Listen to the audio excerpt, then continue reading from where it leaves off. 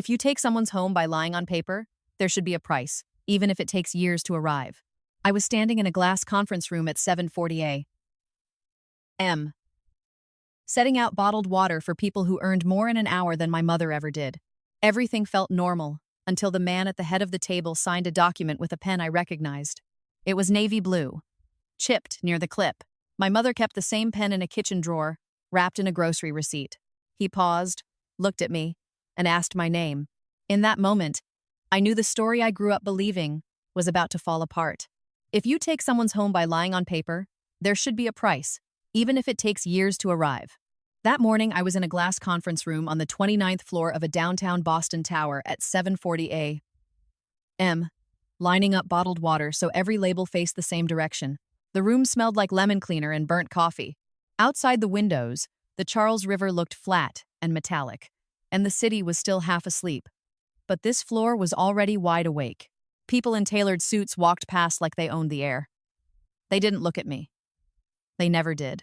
I worked for a facilities contractor that supplied client support to law firms and private equity offices translation. I set up rooms, carried boxes, replaced toner, cleaned up after meetings, and made myself disappear. My badge said operations. It might as well have said furniture. I was 32 and I knew how to move without making noise. The meeting was for a man everyone here treated like weather, something you can't argue with. His name was Graham Harlow. If you lived anywhere in New England and you rented instead of owned, you'd heard his name at least once, even if you didn't realize it. He was in real estate, which is what people called it when they didn't want to say the words eviction, foreclosure, and redevelopment out loud. He had a foundation. He did hospital wings and scholarship dinners. There were framed photos of him in the lobby shaking hands with politicians, smiling in that practiced way that didn't reach his eyes. I didn't know I was about to see the first crack in my own life story when I walked into that room with a rolling cart and a box of pens. I set the legal pads down. I placed the pens one at a time along the top edge of each pad. 12 chairs, 12 pads, 12 pens. It was mindless work that kept my brain quiet. And lately I needed quiet. My mother had been calling me at odd hours again, her voice thin and controlled like she was trying to talk around pain. She never said she was scared, but she'd started leaving the porch light on in the middle of the day, and that was how I could tell. She did that when she wanted the house to feel less empty. The house. Even thinking the word made my jaw tighten. We'd lost it when I was 24, and I still couldn't say the sentence without tasting metal. It wasn't a mansion. It was a 2-story cape in Quincy with a patchy yard and a slanted driveway, the kind of place where the basement always smelled a little damp. My mother bought it after my father left. She cleaned offices at night and worked the front desk at a dental clinic during the day. She paid every bill with a paper check. She kept every receipt in a shoebox. She did everything the way you're supposed to do it, like following the rules would protect you. Then one winter, we got a notice taped to the front door. Not mailed, not handed to her. Taped. It said the mortgage was in default, and the property was scheduled for foreclosure. The notice had a case number and a signature that wasn't hers. My mother stood there in the cold, staring at it like it was written in another language. When she turned to look at me, her face had that stunned, floating expression people get right after a car accident. We fought it. She took time off work, which meant she lost hours, which meant she fell behind on other bills, which meant the hole got deeper. We went to the clerk's office. We went to a legal aid clinic in Dorchester where the waiting room was full of people holding manila folders like life rafts. A volunteer attorney explained, very gently, that there was a set of documents recorded with the county showing a modification agreement, a waiver, a consent, words that sounded harmless until you realized they were a door closing. My mother insisted she never signed anything. Her name was spelled correctly. Her social security number was correct. The notary stamp was real. On paper, she had agreed to terms that made foreclosure inevitable. Paper 1. We moved into a smaller apartment with thin walls and a window that faced a brick alley. My mother stopped hanging pictures. She started sleeping with her phone under her pillow. She never talked about the house again. She talked about work, about the weather, about how I should be careful with my credit. But if we passed our old street, she would stare straight ahead and grip the steering wheel so hard her knuckles went white. I thought I knew what happened. I thought some faceless bank machine chewed her up. I thought the villain was a system. And that was the end of it. At 8:05 a.m., the room filled with men who smelled like expensive cologne and dry cleaning fluid. They sat down, pulled out laptops, and started talking in short sentences like they were tossing a ball back and forth. Numbers, timelines, permits. The words were normal if you didn't listen too closely. If you listened, you heard what they were really saying. This neighborhood will change whether the people in it can afford it or not. I stood by the sideboard, hands folded, waiting for the signal that they needed anything. I looked at the table out of habit, checking for smudges, crumbs, anything that would get me written up. That's when Graham Harlow walked in. He was taller than I expected. Mid-50s. Gray at the temples. A navy suit that fit like it was built for him. He didn't have bodyguards. He didn't need them. People made space for him the way they make space for an ambulance. He nodded once, not as a greeting, but as a confirmation that the room was doing what it was supposed to do. He sat at the head of the table. Someone slid a folder toward him. The folder was thick, the kind with a clasp, the kind that carried consequences. He opened it and turned to the signature page without reading the rest. That was the first thing that made my stomach tighten.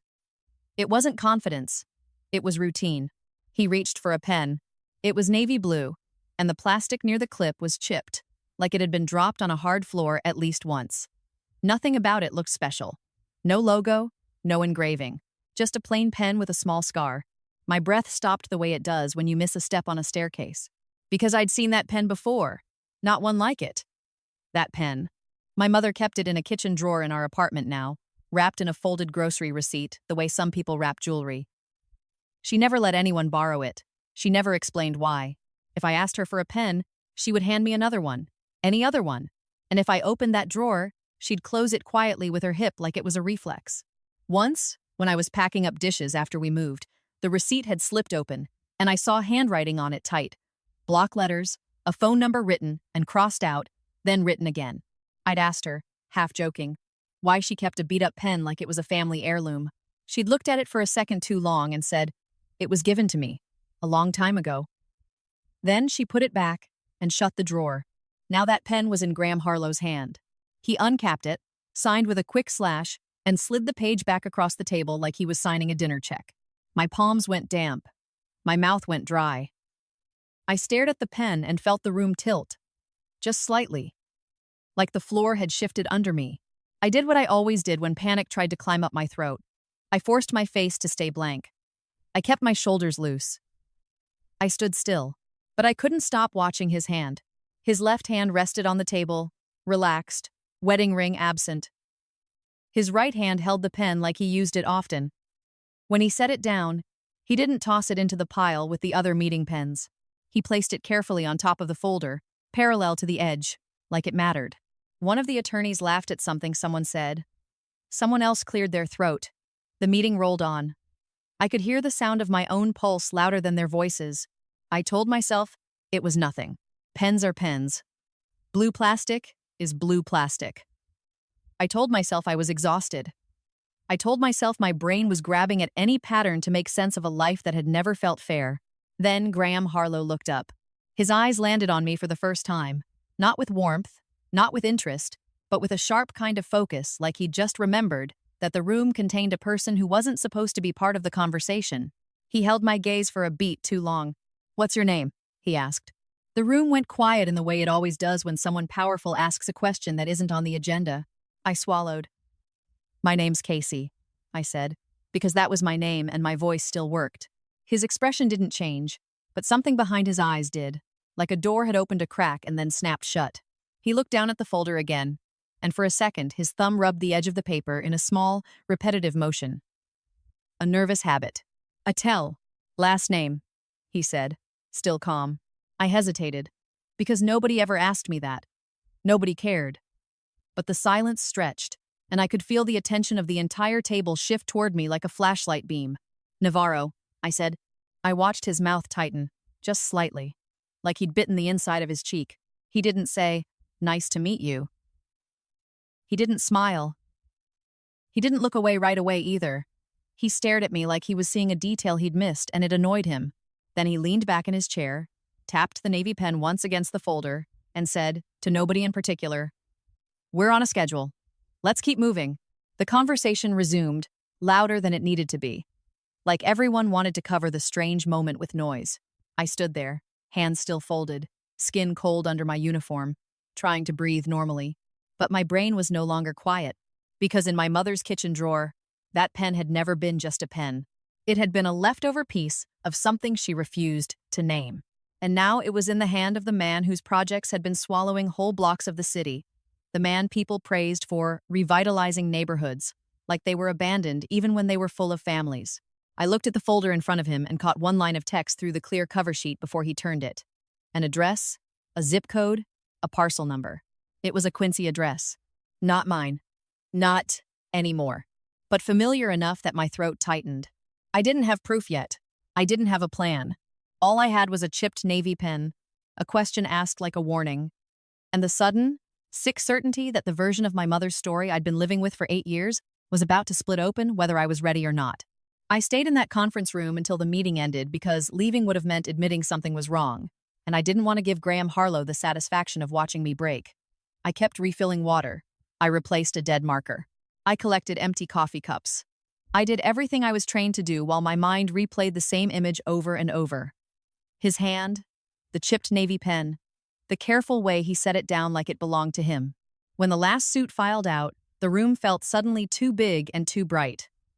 The city outside the window had fully woken up, traffic crawling like a line of ants. My supervisor, Marla, poked her head in and gave me the quick once-over she always did, checking if I'd messed up anything visible enough to bother the client. "You good?" she asked, already turning away. "Yeah," I said, because no wasn't an option when rent was due in 10 days and my mother's pharmacy app was sending me reminders every morning. Marla left. I started gathering the legal pads and pens. Most of the pens were cheap, identical, and forgettable. The navy one was missing. My fingers paused over the empty spot in front of Graham Harlow's chair. I knew I shouldn't care. I knew I should keep moving. But the little blank space where the pen had been felt loud.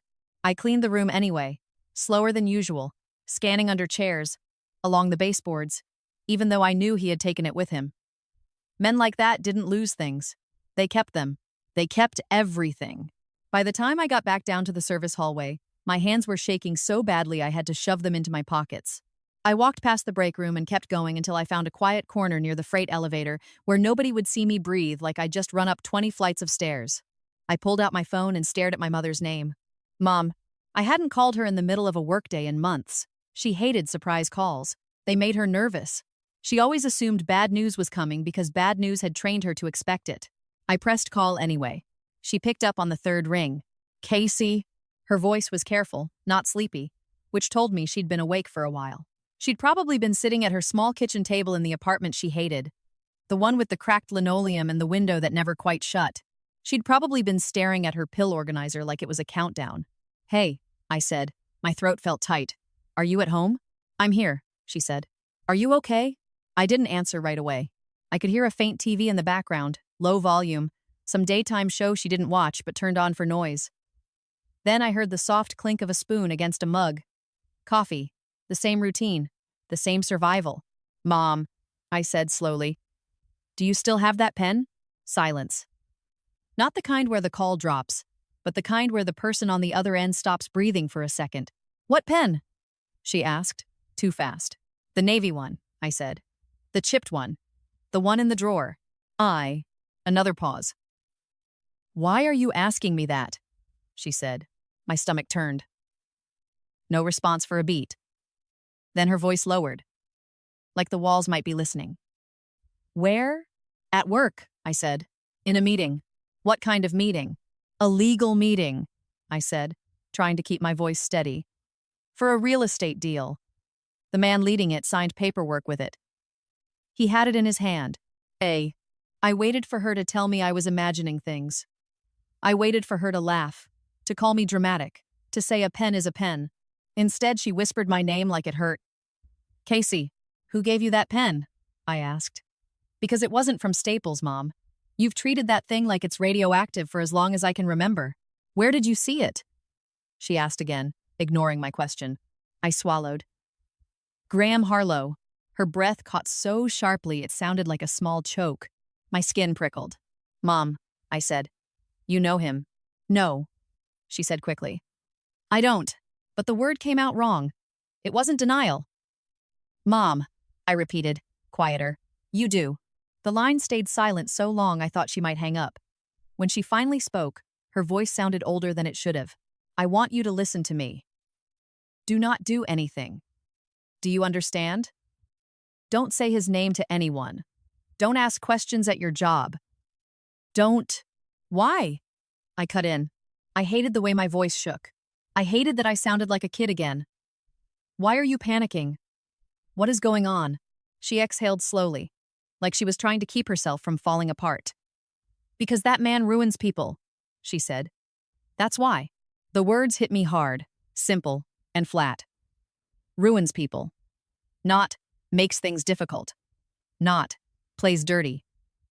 Ruins people. My grip tightened on the phone. Did he ruin you? She didn't answer. That was answer enough. I pressed my forehead against the cool concrete wall. The smell of industrial cleaner and old cardboard filled my nose. Mom? I said. We lost the house because of paperwork. The signature wasn't yours. You told me it was the bank. You told me it was just the system. Gaw? Gaw? Her silence on the other end was heavy. Was it him? I asked. When she finally spoke, her voice was barely there. I don't want to talk about it on the phone. My heart hammered. Then I'm coming over tonight. He schemes. Casey. I'm coming, I said. She didn't argue after that. She just said, be careful getting here, like I was driving into a storm. When I got off work, I didn't take the subway like I usually did. I walked 3 blocks to a bus stop because the air felt like the only thing keeping me from exploding. The afternoon was cold, the kind of Boston cold that slips under your clothes and bites your ribs. People hurried past with their heads down. I watched my reflection in a storefront window and barely recognized myself. Tired eyes, hair pulled back too tight, uniform that made me look like part of the building. The bus ride to Quincy took almost an hour because of traffic, and the whole way I watched the streets change. Downtown glass gave way to brick, then to older neighborhoods with small porches and faded flags. I passed streets that made my chest ache because they looked like the kind my mother used to take me through when we still had a key to our own front door. Her apartment building was a squat beige rectangle with a broken buzzer. The hallway smelled like fried onions and damp carpet. I climbed the stairs, every step making my pulse thud louder. When I knocked, the door opened almost immediately, like she'd been waiting right behind it. My mother looked smaller than she used to. Not just thinner, but compressed, like life had been pressing down on her for years and she'd gotten used to bending under it. Her hair was pulled back in a clip. Her sweatshirt sleeves hung loose at the wrists. Her eyes went straight to my face. You shouldn't have come, she said. But she stepped aside to let me in anyway. The apartment was dim, even though the sun was still out. She kept the blinds halfway closed, habit more than preference. The little kitchen was cramped. The drawer where she kept the pen was 2 steps from the table. I didn't take off my coat. I didn't sit down. I walked straight to the drawer and pulled it open. She didn't stop me. The pen was there, wrapped in a folded grocery receipt, like always. I took it out carefully, like it might burn me. The plastic was chipped in the same place I'd seen this morning. The ink smudge near the grip was the same. It wasn't similar. It was identical. My mother's mouth trembled once, and then she pressed her lips together like she was sealing something inside. How? I said, because it was the only word I could get out. She turned away, walked to the sink, and stared down into it, as if it had answers. He gave it to me, she said. So quiet I almost didn't hear her. My skin went cold. Graham Harlow gave you this pen. She nodded once, without looking at me. When? I demanded. How do you even know him? She gripped the edge of the sink. Her knuckles went pale. Before you, she said. I stared at her back, my mind trying to catch up. Before me meant before the house, before the debt, before the tiredness that had become her default. Before me meant a version of her I'd never met. You told me you never knew anyone like that, I said. My voice sounded sharp, unfamiliar. You told me people like him don't even see us. They don't, she said. Not unless they need something. I stepped closer. What did he need from you? My mother's shoulders rose and fell once, like she was bracing for impact. She turned around slowly, and her eyes were wet but furious. Not at me, but at the memory. I had something, she said, and he made sure I lost it. My grip tightened around the pen. It suddenly felt heavier than plastic should feel. Mom, I said, my voice low.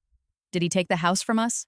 She looked at me for a long second, and in her face I saw something I'd never seen so clearly before. Shame mixed with rage, both of them sharpened by years of silence. Then she said, "He didn't take it directly." I felt my chest tighten, waiting for the rest. "He made it so we couldn't keep it," she said, "and he did it with paperwork." I stared at her, hearing the click of a lock in my head. The story I'd lived with, the one where life was just unfair, where no one person was responsible, shifted, like a picture turning sideways. "What did you do to him?" I asked. My mother flinched, and that flinch told me everything was about to get worse. "I didn't do anything to him," she said. "I tried to do the right thing." She swallowed hard, and when she spoke again, her voice was steady in the way people get when they've finally decided to stop protecting someone. "I saw something I wasn't supposed to see," she said. "And when I didn't stay quiet, he made sure I paid for it." I stood in her tiny kitchen holding a chipped navy pen like a piece of evidence, and I realized that the system I'd blamed for 8 years might have had a name, a face, and a hand that signed documents without even reading them. And I also realized my mother had kept the pen not because it reminded her of love, but because it reminded her of the moment she learned exactly how expensive honesty can be. My mother sat down at the little table like her legs had suddenly forgotten how to hold her up. The overhead light buzzed faintly. On the counter, a bottle of dish soap sat next to a sponge worn down to almost nothing. Everything in that kitchen looked used up, like it had been asked to do too much for too long. I kept holding the pen. It felt ridiculous that something so small could drag the air out of a room. I placed it on the table between us and watched her eyes flick toward it and then away, like she couldn't stand to look at it for too long. "Tell me," I said. She rubbed her hands together slowly, palm against palm, as if she was warming them. "I was your age," she said. "A little younger. I worked at the dental clinic. I thought if I kept my head down and did my job, I'd be safe." "You always say that," I said. Her mouth tightened.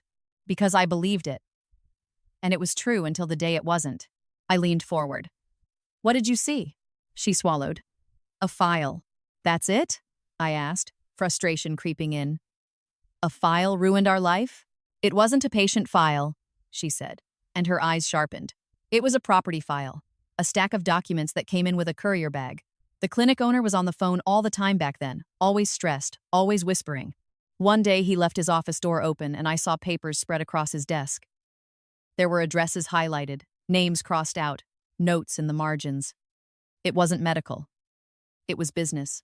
I felt a chill crawl up my arms.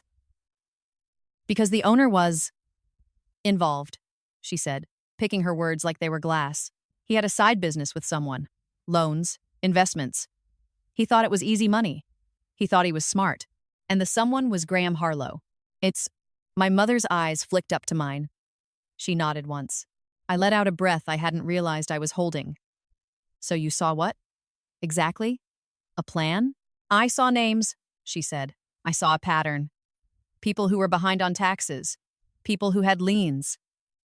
People who were vulnerable.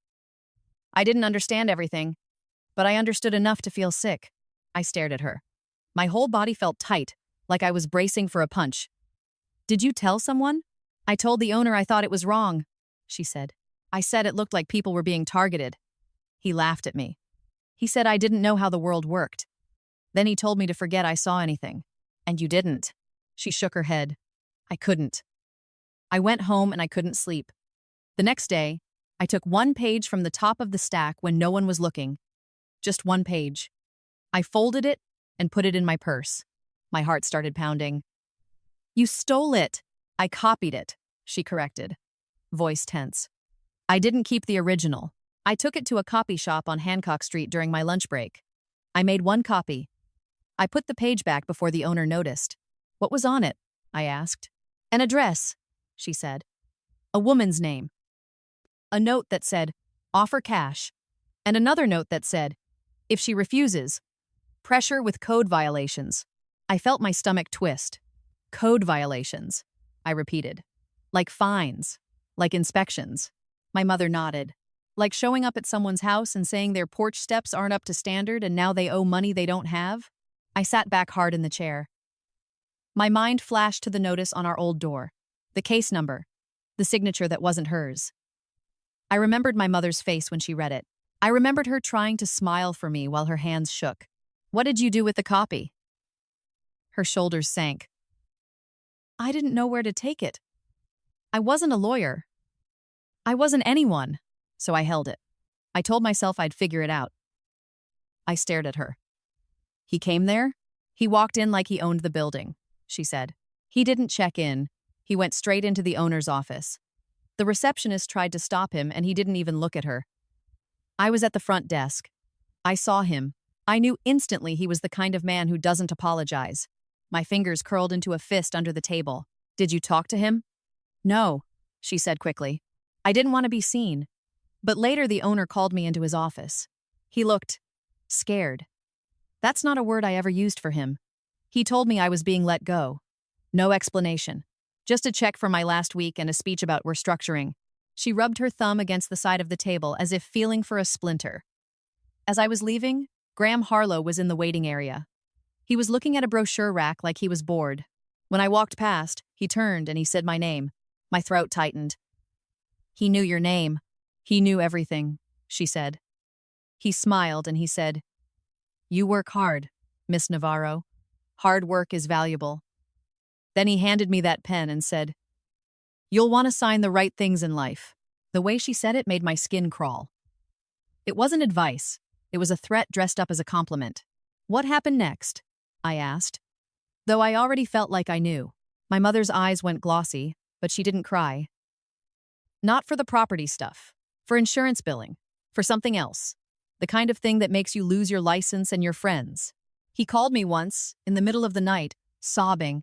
He said he'd been warned. He said he'd made a deal with the wrong man. Then he hung up, and I never heard from him again. I stared at her. So Harlow covered his tracks. 2. What is this 7? My mother nodded. And then, she said, voice quieter. He came to see me. My stomach dropped. He didn't come to my apartment, she said.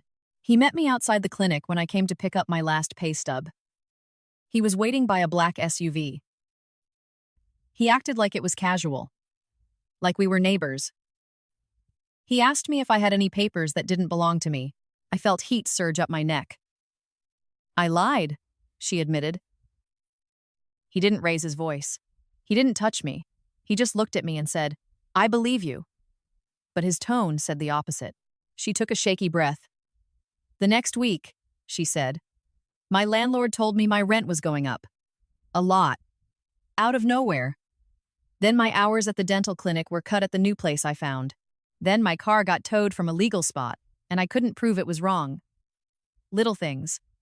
Always just legal enough. Always just plausible enough that no one would help. If you ever boat. I thought about all the times my mother told me to take pictures of parking signs, to keep receipts, to document everything. I thought it was paranoia. Now it sounded like training for war. And the paper you copied? I asked. My mother's mouth tightened. It disappeared. From where? My purse, she said. I came home one day and the front window was unlocked. Nothing was taken except that envelope where I kept important stuff. Not my TV, not my jewelry. She gave a short, humorless laugh. I didn't have jewelry, just that envelope. I felt my blood run cold. Someone broke in. My mother nodded. I called the police. They wrote a report. Nothing happened. The officer looked at my apartment like it wasn't worth protecting. I swallowed hard. And then we bought the Quincy house. Her eyes softened for a second, like the memory hurt. I thought if I could get a mortgage and a quiet street and a little patch of yard, it would mean I escaped, she said. I worked 2 jobs. I saved. I was proud. And for a while, it felt like I had won something. I stared at the chipped pen on the table. Until the foreclosure. My mother's face tightened. Until the paperwork started showing up. And every time I tried to fight it, there was always one missing piece. One deadline I was told about too late. One hearing scheduled when I was at work. It was like someone was always one step ahead. It was like someone wanted her to lose. I sat there in the dim kitchen, listening to her say it out loud for the first time, and I felt something shift in my chest. The anger I'd carried for years had been foggy, aimed at everything and nothing. Now it had a shape, a name, a face. Graham Harlow. I looked up at my mother. Why didn't you tell me any of this? Her eyes flashed. Because I was trying to keep you safe, she said. And for the first time, her voice rose. Because you were a kid, Casey. Because I knew if you grew up knowing one man did it to us, you'd try to do something stupid. You have my temper. You always have. I clenched my jaw. He's still doing it, I said. He's still signing papers, like he's ordering lunch. He's still building towers while people get pushed out. My mother's shoulders sagged, and suddenly she looked exhausted again. That's why I told you to leave it, she whispered. Because he wins. Because he has lawyers. Because he has friends in places you don't even think about. I stared at her, and the fear in her eyes made me nauseous. But it also made something inside me go hard. I'm not going to go scream at him, I said. I'm not going to do anything violent. I'm not stupid. Ass. She looked skeptical, like she didn't trust the calm in my voice. But I'm also not going to pretend this is just life being unfair, I said. This was a person. This was a choice. My mother shook her head slowly. You don't understand how careful he is. I understand one thing, I said, and I picked up the pen again, holding it between my fingers. That pen was in your drawer for years, and in his hand this morning. That means there's a thread connecting him to us that he hasn't cut, either because he can't, or because he doesn't think he needs to. I stood up and walked to the small living room. On the wall was a cheap calendar with big squares. My mother had written appointment times in neat block letters. Doctor?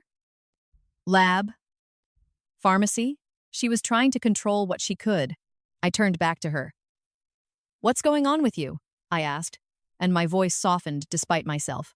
Why are you calling me at odd hours? She hesitated, then reached into a drawer and pulled out a folded letter. Not a bill. A medical statement. She handed it to me. My eyes scanned the page. Specialist referral. My throat tightened. Mom, it's not, she started, then stopped. Her eyes filled. They don't know yet, she whispered. They said it could be nothing, but they also said we need to be fast. Fast. The same word that had haunted our foreclosure. Deadlines. Hearings. Notices. The room felt too small. The air felt too thin. I looked at my mother's face, at the fear she was trying so hard to keep contained, and I realized the timing was cruel in a way I couldn't ignore. If she was sick, if time was shrinking again, then this wasn't just about the past. This was about what was happening right now, in real time, while Graham Harlow sat in glass rooms and moved neighborhoods around like pieces on a board. I put the medical paper down carefully. I set the pen beside it. 2 pieces of our life, both shaped by someone else's hand. I'm going to find out what he signed today, I said. My mother's head snapped up. Casey, I'm not asking you, I said, keeping my voice low. I'm telling you, I'm going to find out what he's doing and how he's doing it. And if there's a way to make him pay without getting myself crushed under his wheels, I'm going to take it. My mother stared at me for a long moment, like she was seeing the adult version of the girl she'd tried to protect. Then she whispered, If you do this. I nodded once. I will be. Zedder fressed. But as I walked back into the kitchen and looked at that chipped navy pen again, I understood something with sudden clarity. Whatever I thought I knew about our foreclosure, about my mother's silence, about the kind of life we were meant to have, none of it was solid anymore. And if Graham Harlow had recognized my last name this morning, if he'd asked it like it mattered, then it wasn't just my mother's past he was connected to. It was mine, and that meant the first thing I needed to do wasn't confront him. It was learn who he really was when he thought no one was watching. I didn't sleep much that night.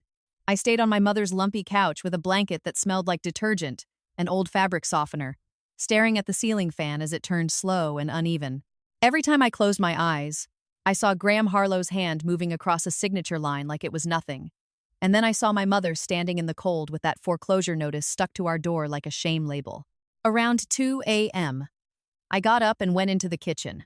The apartment was quiet except for the hum of the refrigerator. My mother had left the pen on the table next to the folded medical paper, like she was daring herself to face it. I picked up the pen and turned it over in my fingers. The chip near the clip was the same little crescent I remembered from years ago. I looked for anything else, an engraving, a company name, a serial number, nothing. Just plastic and ink and memory. I opened the drawer where she kept her receipts. Most were faded and curled at the edges.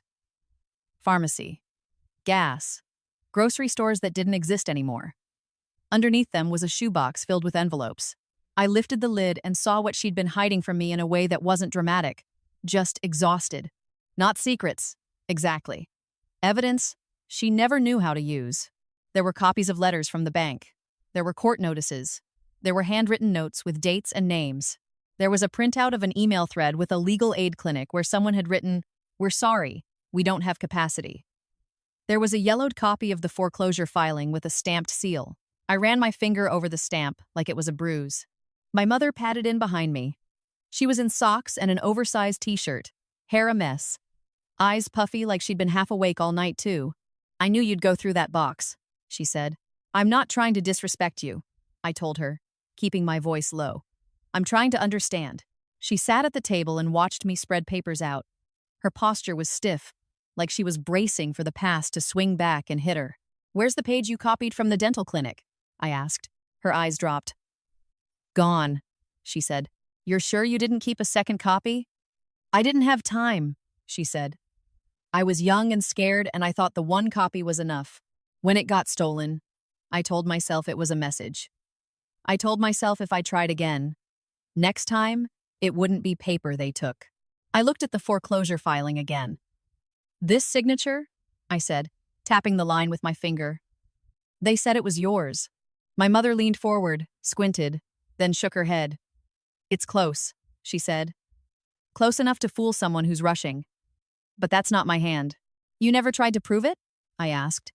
"I tried," she said, and there was frustration in her voice now. "Do you know what it costs to hire someone to testify about handwriting? Do you know how many people look at a woman like me and assume I'm lying because it's easier than imagining the paperwork is corrupt?" They kept saying, "Ma'am, the documents are recorded. The notary is valid. Like a stamp means God himself watched me sign." I felt heat behind my eyes. "So they trapped you." My mother nodded slowly. "They wore me down," she said. "They did it a little at a time. Miss one deadline. Lose one hearing because you can't take off work. Get told you need one more form, one more fee. And every time you try, you're punished for trying." I sat down across from her. The table wobbled slightly. "Why did he ask my last name?" I asked. "Why would Graham Harlow care about me?" My mother's mouth tightened. "Because he remembers," she said. "He remembers the people who don't bend." Annexes. The words landed heavy. I didn't feel flattered. I felt marked. I pulled my phone out and opened the browser. "Tell me everything you know about him," I said. My mother looked away. "Not much," she said, then corrected herself. "Enough. 10 expand." She told me what she remembered from that time at the clinic. The way he walked in without waiting. The way the owner's face changed when he heard his name. The way Harlow spoke in calm sentences that sounded polite until you listened to the meaning underneath. She told me the pen was left in her palm like a branding iron, and that she'd kept it because throwing it away felt like pretending it never happened. She said she wanted to remember the warning so she wouldn't get fooled by a smile again. While she spoke, I searched him. Graham Harlow. Harlow Development. Harlow Foundation. Photos of him cutting ribbons, shaking hands, standing in front of renderings of glass buildings with green roofs and slogans about community revitalization. It made my stomach churn because I could see how he did it. He sold himself as a solution to a problem he helped create. I clicked through news articles. Most were glowing. Then I found one from a local paper from years back, buried on the third page of search results. The headline was about a tenant protest in Dorchester. People holding signs, chanting, someone crying on camera. The article said the building had been bought by a shell company. The tenants were given notices. The rent would double after renovations. The quote from the company spokesperson sounded smooth and meaningless. "We're committed to improving housing stock and creating value for the neighborhood." I scrolled and saw the company name at the bottom. It wasn't Harlow Development. It was something bland and forgettable. But when I clicked the corporate registry link, it came back to Harlow's office address. My throat tightened. "Mom," I said, turning the phone screen toward her. "This is him." She barely glanced at it. "I told you," she said. I kept digging, my fingers moving faster as anger sharpened my focus. I found lawsuits that had been settled quietly, complaints about predatory liens, a A story about a small contractor who said he'd been crushed by delayed payments and legal threats. A zoning board controversy. Then a PDF of campaign donations. Harlow's name appeared again and again like a watermark. My mother watched me with that same fear she'd had on the phone. "You can't fight someone like this," she said. "I'm not fighting him," I said. I remembered the address I'd seen on the cover sheet in the meeting. The Quincy address. The parcel number. I opened a county property search site and typed it in. My hands were steady now, like my body had decided fear was a waste of energy. The page loaded. The address was on a street close to where we used to live. Not our exact street, but close enough that I could picture the cracked sidewalks and the maple trees. The owner listed wasn't Harlow. It was a company with a name that sounded like a law firm and an LLC tag at the end. I clicked through the transaction history. The property had changed hands twice in 3 years. One sale price looked normal. The next sale price looked wrong, too low. Like someone had been forced. I scrolled further down and saw a section called Recorded Documents. My eyes scanned the list. Mortgage assignment, lien, release, modification, notice. My pulse thudded in my ears. I clicked on one document and squinted at the thumbnail. I couldn't open the full PDF without paying a fee, but the thumbnail was enough for me to see a block of text, a notary stamp, and a signature line. My mouth went dry. The signature was blurred, but the name printed beneath it was clear. It was my mother's name. I stared at the screen so hard my eyes watered. My mother leaned in, and when she saw it, her hand flew to her mouth. The sound she made was small, like a wounded animal trying not to be loud. "That's not," she started. "It is," I said, voice shaking. "It's your name, on a document for a different house, a different address." My mother sat back slowly, her face pale. "Why would my name be on someone else's property?" I swallowed hard. "Because it's not just about our house," I said, and the realization landed with a sickening weight. It never was. For a moment, neither of us spoke. The kitchen felt colder. The refrigerator hum sounded louder. My heart beat hard against my ribs like it wanted out. My mother's eyes filled, but she didn't let the tears fall. "I don't understand," she whispered. "I don't even know those people." I stared at the screen. The document date was years after we lost our house, which meant that even after our foreclosure, even after we were crushed and quiet, her identity was still being used like a tool. I felt a surge of rage so strong it made my hands tremble. Not the kind of rage that makes you want to break things. The kind that makes you want to get exact. "He's using you," I said, more to myself than to her. My mother shook her head. "That doesn't make sense." "Why me?"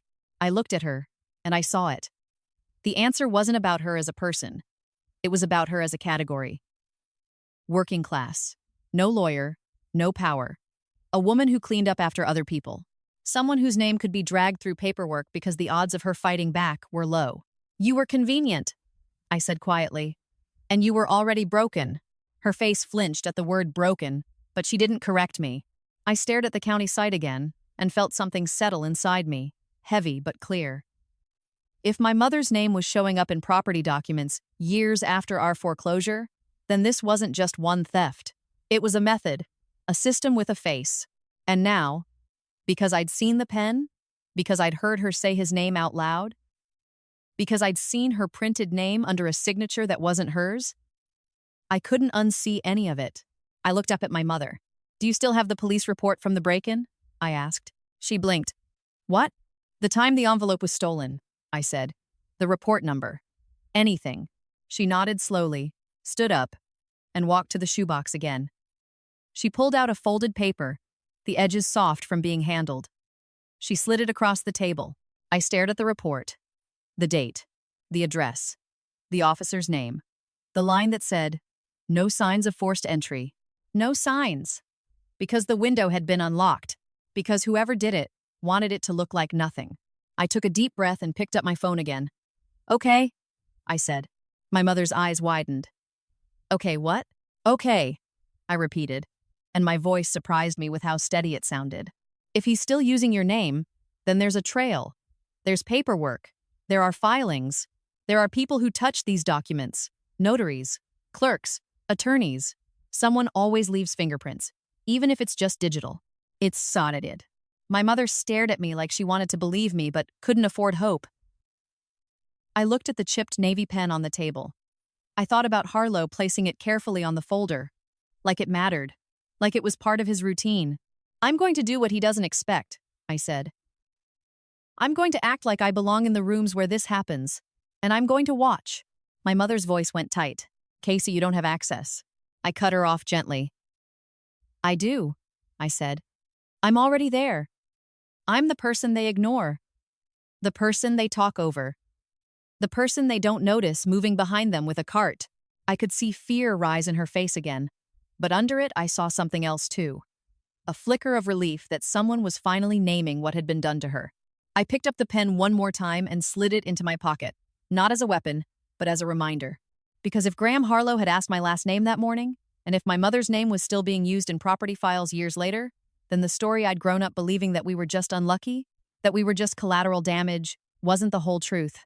And whatever the whole truth was, I could feel it waiting, just out of sight, ready to drop like a floorboard that's been rotting under a rug. On Monday morning, I went back into the building like nothing had changed, but everything had. The lobby smelled the same polished stone and someone else's cologne. The security guard barely glanced at my badge. I took the service elevator up with a cart of printer paper and a box of coffee pods, staring at my reflection in the brushed metal doors. My face looked normal. That was the point. If I looked normal, they'd keep ignoring me. The chipped navy pen sat in my pocket like a weight. It pressed against my thigh every time I walked, a small reminder not to drift back into denial. Marla handed me a list of room setups and supply runs. "Harlow's team is back Thursday," she said, flipping through her clipboard. "Big day. Don't screw it up." I forced my mouth into a polite line. Got it. I didn't tell her anything.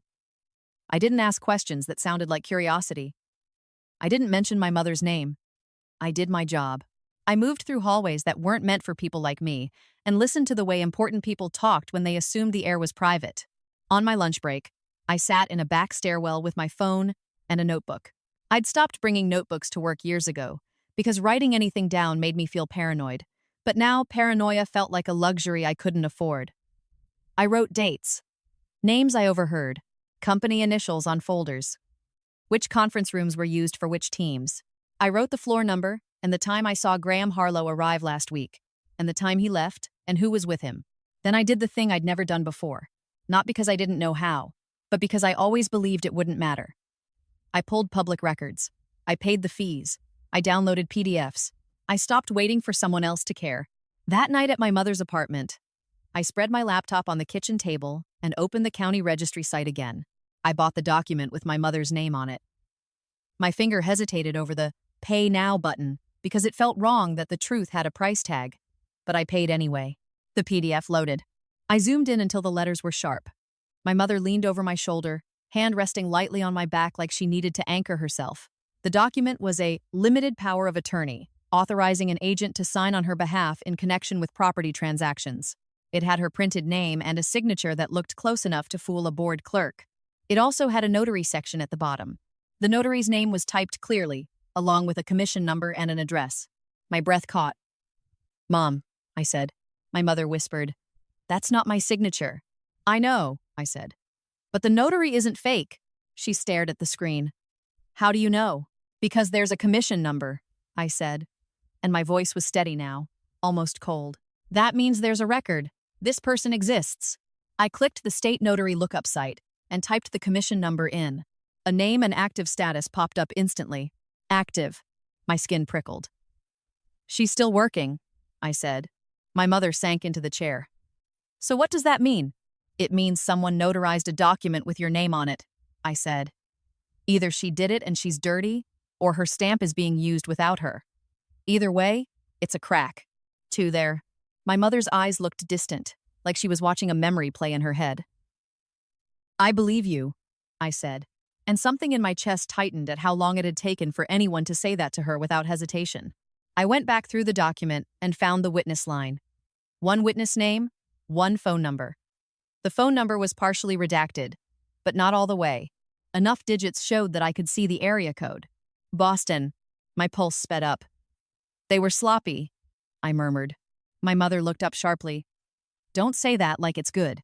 "It's not good," I said. It's dangerous. For them. I opened more filings tied to that Quincy property.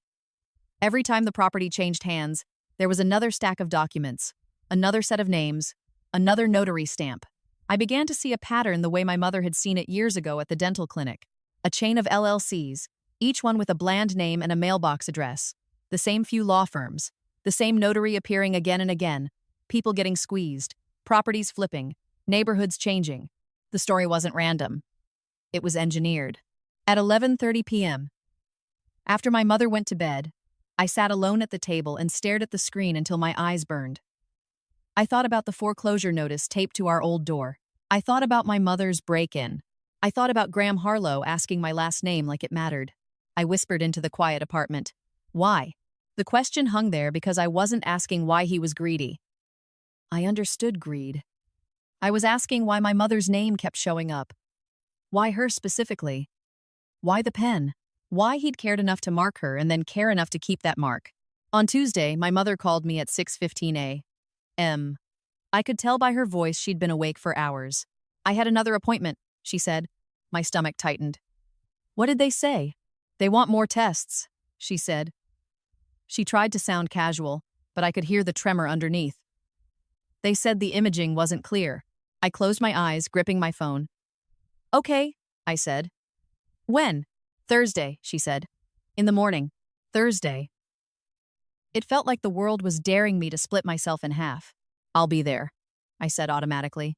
No, she said, and her voice hardened. You'll be at work. You need your job. Mom, you're not losing your job because of me, she said. Not after everything. I swallowed hard. We'll talk tonight. When I got to work, I went straight to the supply closet and checked the conference room schedule on the wall. Thursday, 8 a.m. to 12 p.m. The big glass room again. Same room, same floor.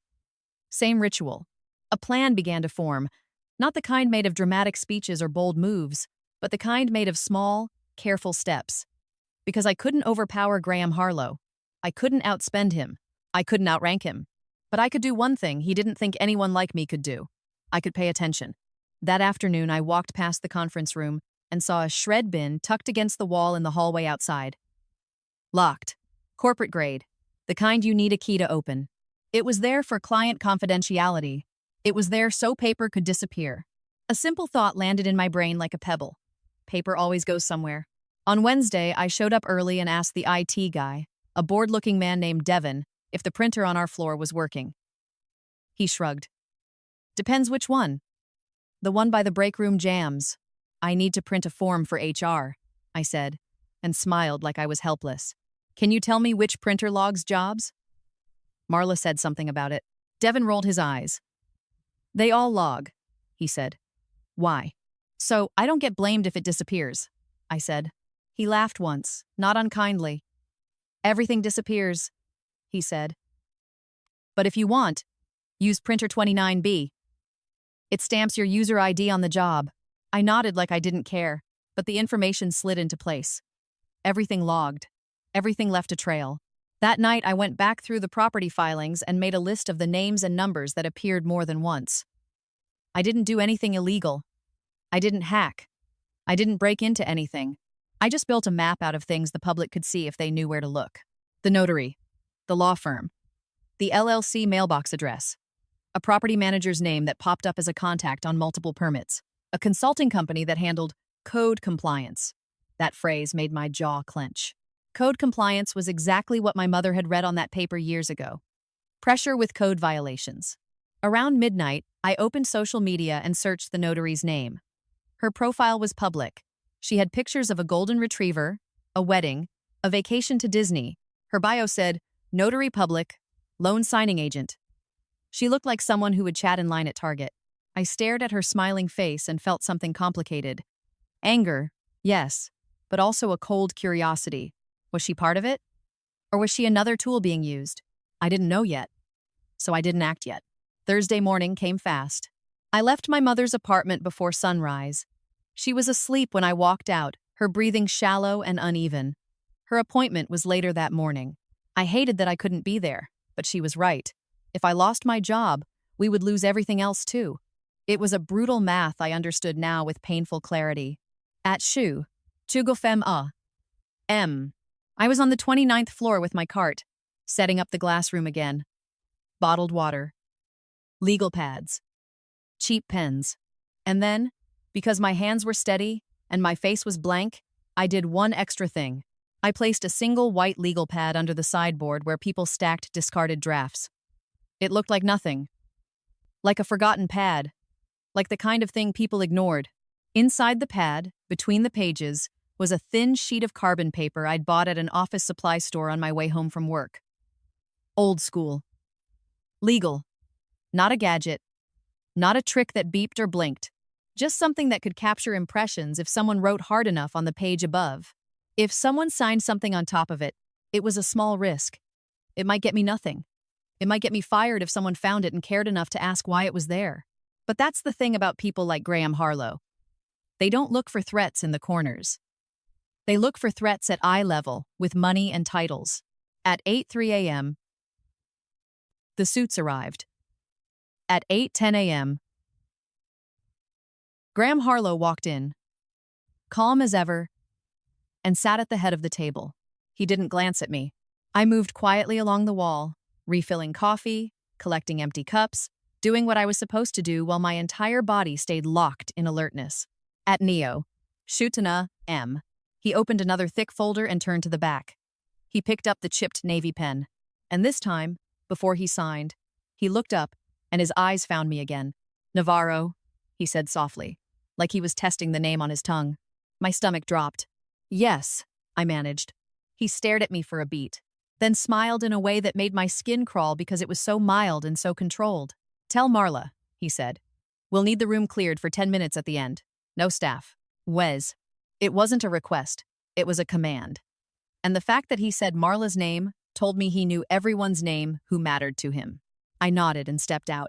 In the hallway, I pressed my back against the wall and forced myself to breathe quietly, because he had just made one thing clear. He wasn't ignoring me anymore.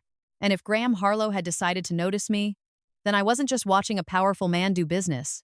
I was standing inside the reach of whatever he'd done to my mother, and I could feel, in my bones, that the moment he finally told everyone to clear the room was going to be the moment he stopped pretending he didn't recognize exactly who I was. I told Marla what he said because not telling her would have been suspicious, and suspicion was the fastest way to get myself removed from the floor. Marla's eyes widened a little at the mention of Graham Harlow, the way people's faces change when they hear a name that can erase their paycheck. He wants the room cleared? She asked. For 10 minutes at the end, I said, keeping my tone neutral. No staff. Marla huffed like it was annoying, but I saw the fear underneath. Fine, she said. We'll clear it. Don't hover. Don't make him mad. That was the unspoken rule in this building. The goal wasn't to do your job well. The goal was to avoid offending power. I went back into the conference room and kept moving. My hands did what they always did, but my senses were sharp enough to feel every tiny shift in the room. The legal pad under the sideboard sat where I'd placed it, hidden in plain sight. I didn't look at it too often. I didn't want my eyes to betray me. At 11:48, the meeting started to wind down. Laptops closed. Chairs scraped. Someone laughed too loudly at a joke that wasn't funny. Graham Harlow glanced at his watch, then tapped the folder once, crisp and impatient. All right, he said. We're done. The attorneys started gathering their things. Harlow didn't. He stayed seated for a second longer, still as stone, and waited for the room to shift around him. Marla appeared at the doorway like she'd been summoned by gravity. Everyone out, she said, putting on her supervisor voice. 10-minute reset, please. People filed out quickly, eager to be elsewhere. One man grabbed his coat and almost left his phone behind, then doubled back, flustered. Another shoved papers into his bag without organizing them. They all moved, like the room itself was poisonous now. I stayed by the sideboard, stacking cups and napkins, because I was staff, and Harlow had said, no staff. I wanted to see what he'd do with that instruction, who he wanted alone with him. Marla shot me a look. Casey, she hissed. Out! I picked up my tray and walked toward the door like I was obeying. As I passed Graham Harlow's chair, he spoke quietly without looking up. Not you, he said. The words were so calm they sounded polite. But my knees went weak anyway. Marla stopped in the doorway, confused. Excuse me? Harlow finally looked up. I said not her, he repeated. She stays. Marla's face tightened. She glanced at me, then back at him, trying to do the math of what was safe. She's my staff, she said. And I'm your client, he said. He didn't raise his voice. He didn't need to. Close the door. For a second, Marla hesitated. Then she swallowed, nodded, and pulled the door shut behind her. The click of the latch sounded loud in the suddenly empty room. I stood near the sideboard, holding a tray I didn't need. My mouth went dry. My heart pounded so hard I felt it in my throat. Graham Harlow leaned back slightly in his chair and rested his hands on the table. The chipped navy pen was between his fingers. He rolled it once, slow, like he was thinking. He studied me the way people study a stain they don't know how to remove. You're doing a good job, he said. My stomach tightened. Praise from him didn't feel like kindness. It felt like a warning. Thank you, I managed. He nodded as if we were having a normal conversation. How's your mother? He asked. The tray almost slipped out of my hands. I kept my face blank, but I felt my skin go cold all at once, like someone had dumped ice water down my spine. Excuse me? I said, because my mouth needed time to catch up to what he'd just done. He smiled faintly. Miss Navarro? He said, and he tapped the pen once on the folder. Your mother. Is she feeling better these days? I couldn't breathe properly. Every instinct in me screamed to run, to get out, to put a wall between us. But I didn't move. I forced my feet to stay planted, because leaving would tell him he had power over me, and he already believed that. How do you know my mother? I asked. My voice sounded calm, which surprised me. He tilted his head slightly, like he was amused by my question. Boston is a small city, he said. People move through it. Names come up. No, I said, and the word came out sharper than I intended. I adjusted my tone immediately. I mean, why are you asking? He shrugged like it was casual. I'm a person who notices things, he said. I notice people who pay attention. And I noticed you last week. I kept my hands on the tray to stop them from shaking. I'm just doing my job, I said. That's what your mother said too, he replied, like he was talking about the weather. My throat tightened. The air in the room felt thinner. He set the pen down carefully, parallel to the edge of the folder, the same ritual as before. Then he slid the folder a few inches toward me. Do you know what that is? He asked. I stared at the folder. From where I stood, I could see only the edge of the cover sheet and the thick stack beneath it. Paperwork, I said. He gave a soft, humorless laugh. It's always paperwork, he said. Paperwork is how adults handle problems, and how they create them. I forced myself to meet his eyes. What do you want? I asked. He leaned forward slightly, elbows on the table, like we were about to negotiate. I want to make sure there are no misunderstandings, he said. Some people get ideas in their heads. They think the world owes them something. They start digging. That can be messy.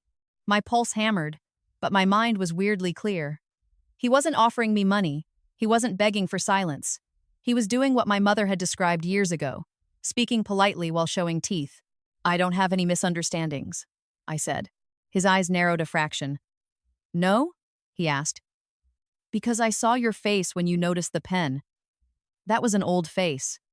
Like you'd seen a ghost. I kept my expression still. It's just a pen, I said. He held my gaze. You're right, he said. It is. And yet, you and I both know it isn't. My stomach rolled. He didn't know what I knew. Not yet. But he suspected. And suspicion from him was dangerous enough. He reached into his suit pocket and pulled out a thin business card. He set it on the table and nudged it toward me with one finger. There wasn't a name on it. Just a phone number. If you ever need anything, he said, voice soft. You call that number. Not Marla. I stared at the card and felt my fingers go numb. Why would I need that? I asked. His expression didn't change. Because when people like you get nervous, he said, you do unpredictable things. I prefer predictable. The words were delivered as calmly as if he were discussing office supplies. I swallowed hard. Are you threatening me? I asked. He looked almost bored. I'm helping you avoid a mistake, he said. A mistake that could cost you your job, your mother's stability, her health insurance. Little dominoes. My mouth went dry. He knew where to press. I felt anger flare hot and bright, but I forced it down. My mother's voice echoed in my head. Be smarter than your anger. So I nodded once, like I understood, like I was grateful, like I was being handled. Thank you, I said, and it tasted like dirt. He stood up smoothly, adjusted his suit jacket, and picked up the pen. He walked to the door and opened it without looking back. Marla was waiting outside like a dog waiting for a hand signal. The moment he stepped out, she plastered on a smile and started talking to him in that eager tone people use when they want to be remembered favorably. He didn't answer her. He just walked away, already done with her. Marla turned on me the second he was gone. What the hell was that? She hissed. I don't know. I lied. He asked my name. That's it. Marla stared at me, suspicious, then shook her head. Whatever. Don't get weird about it, she snapped. He's a big client. If you screw up, we all screw up. She walked off, muttering under her breath. I went back into the conference room alone. The chairs were still pushed back. A faint smell of cologne and coffee lingered. The room looked normal again, like nothing had happened. But my hands were shaking now, and I let them shake for 1 second because the door was closed and I was alone. Then I forced them steady, because shaking wastes time. I walked to the sideboard and slid the forgotten legal pad out from under it. My heart pounded as I lifted the cover and flipped past the top pages. The carbon paper was still there. I pulled it out carefully and held it up to the light from the window. Faint impressions, like bruises on paper. Lines of writing. A signature. My breath caught. It wasn't a full page. It wasn't a complete document. It was fragments, letters, numbers, a partial name, and something that made my stomach twist. A reference number. Formatted like the case numbers I'd seen on our foreclosure notice. I sat down at the table and pressed the carbon sheet flat. My hands stopped shaking. My mind clicked into focus. Because now I had something that wasn't a memory. It wasn't a feeling. It wasn't a story my mother told me at 2 a.m. in a tiny kitchen.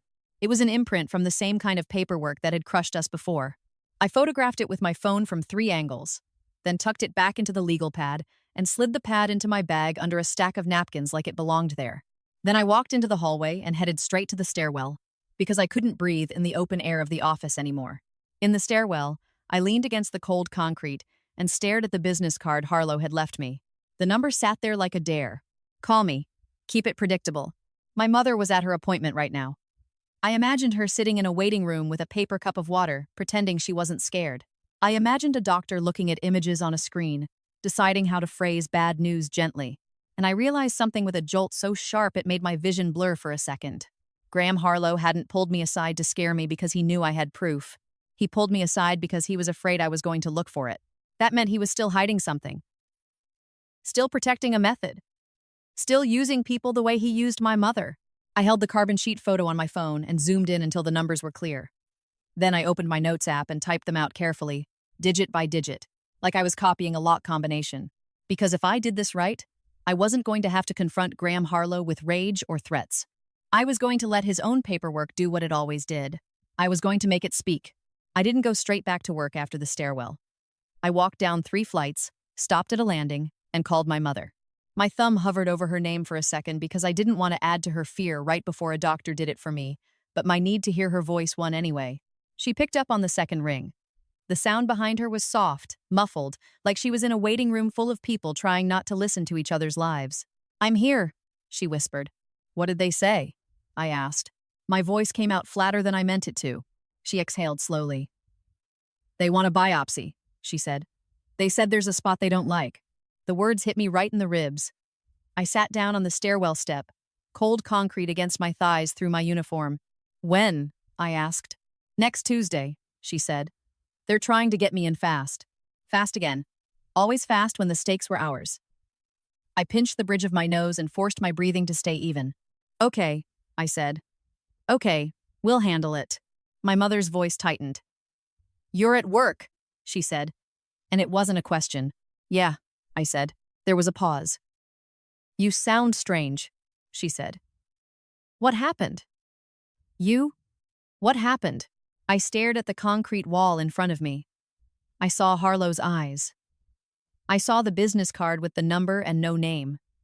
I saw the carbon imprint of a case reference number that looked too familiar. He pulled me aside, I said carefully. He asked about you. End quote. My mother inhaled sharply. He asked about me? Yeah, I said. And he left me a number. Like he wanted me to call him if I needed anything. My mother was quiet for a long moment. Then she said, "That's not help." I know, I said. My throat felt tight. I got something today. What kind of something? She asked, and her voice was suddenly all business, like fear had turned into focus. Paper, I said. Not a full document, but an imprint, a reference number, something tied to filings. My mother went silent again. When she spoke, her voice was low. Casey, she said, I'm scared. I know, I said. Me too. There was another pause. I am, I promised. And this time I meant it in a way I hadn't fully understood before. Anger was easy. Strategy was work. After I hung up, I stayed on the stairwell, landing for another minute, staring at my phone. Then I stood up, smoothed my uniform, and went back into the office like nothing had happened.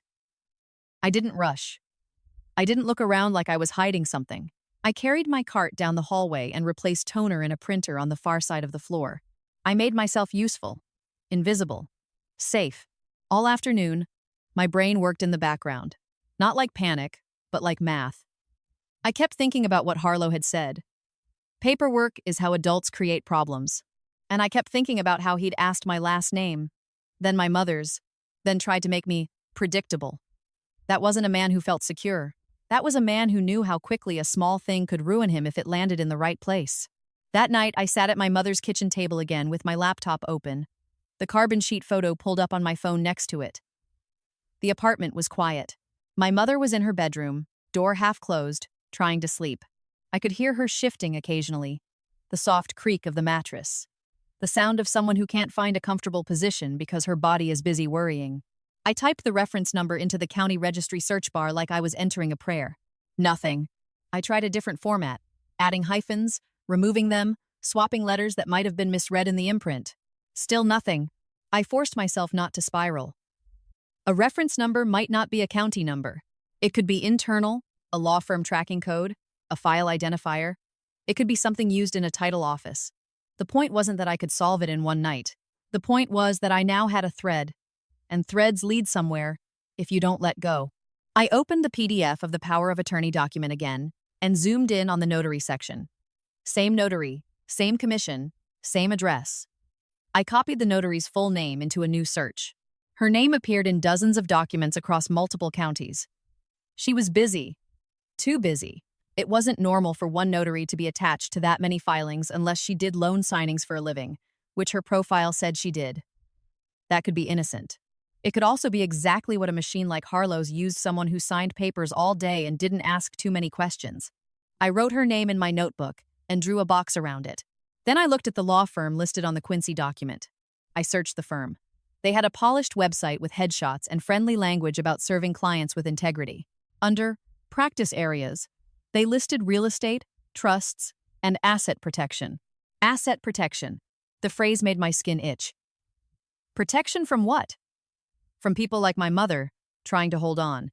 I clicked through the attorneys and stopped when I saw a familiar name from the conference room roster posted outside the glass room earlier in the week. He'd been in the meeting with Harlow. I'd watched him laugh at the wrong jokes and hand Harlow folders like offerings. I didn't have to guess whether this was connected. It was. Now I had 3 points: Harlow, his attorney, and the notary. A triangle. I stared at my notebook until my eyes hurt. Then I turned the page and started writing a different kind of list. Places where truth mattered in a way money couldn't fully control. Not social media, not a random blog, not some dramatic expose that would get swallowed by lawyers and PR. Real levers. Boring levers. The kind powerful people feared because they couldn't charm them. Regulators. Licensing boards. Title insurance companies. Banks with compliance departments. The State Attorney General's Consumer Protection Office. Federal housing authorities. Inspectors who had to file reports. Clerks who had to log documents. Courts with records. I knew exactly how to hurt Graham Harlow without touching him. You made him spend time and attention defending himself. You made his people nervous. You made the quiet parts of his machine squeal. But I also knew I couldn't do it from my phone while sitting in my mother's kitchen. Not yet. I needed something solid enough that if I handed it to the wrong person, it wouldn't boomerang back and destroy us. So the next morning, I did something I'd never done in my life. I used my one day off. I took the Red Line to South Station, walked through the cold wind to a federal building, and sat in a waiting room with plastic chairs and a metal detector at the entrance.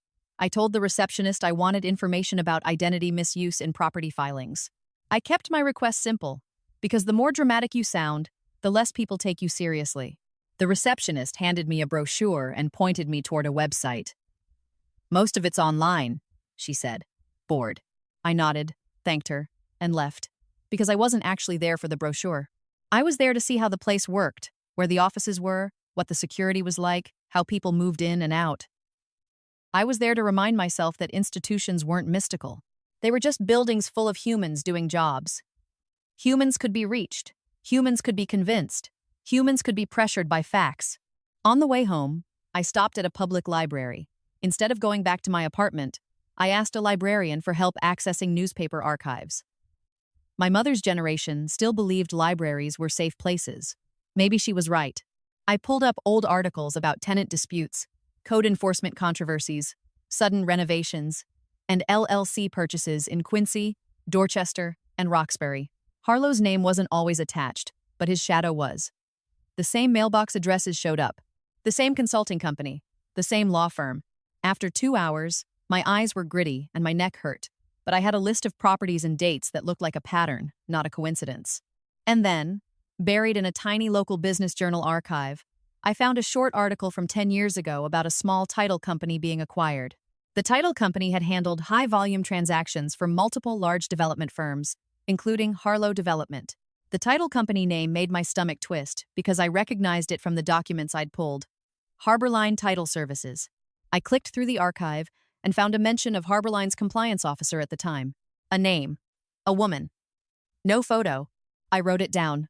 When I got back to my mother's apartment that evening, she was sitting at the table with her pill organizer open and her hands wrapped around a mug of tea she wasn't drinking. "You went quiet today," she said. "I was out," I told her. "Looking." She frowned. "Looking where?" I sat down across from her and slid my notebook toward myself, not letting her read it yet. I didn't want to give her new things to fear without giving her a plan to hold on to. "I think your name is being used in more than one property file," I said. "And I think there's a group of people involved." "Not just him." My mother's face went pale. "How many?" she whispered. "I don't know," I admitted. "But I think I know where the paper goes." She stared at me. "Where?" "Through the same title company," I said. "Harborline Title." Her eyes widened slightly. "I've heard that name," she said, and her voice shook. I leaned forward. She swallowed. "After we lost the house," she said, "I got a letter one time. It said something about title irregularities. It looked official. It asked me to sign something to correct a record. I didn't sign it. I threw it away because I didn't trust it." The letterhead said, "Harborline." My stomach dropped. "When?" I asked. "I don't remember," she said. "A year? 2 years after?" I was too tired. I didn't keep it. I closed my eyes for 1 second and forced myself not to curse. Of course they'd tried again. Of course they'd tried to clean the mess by tricking her into signing a correction. I opened my eyes. "Okay," I said. My mother's voice was tight.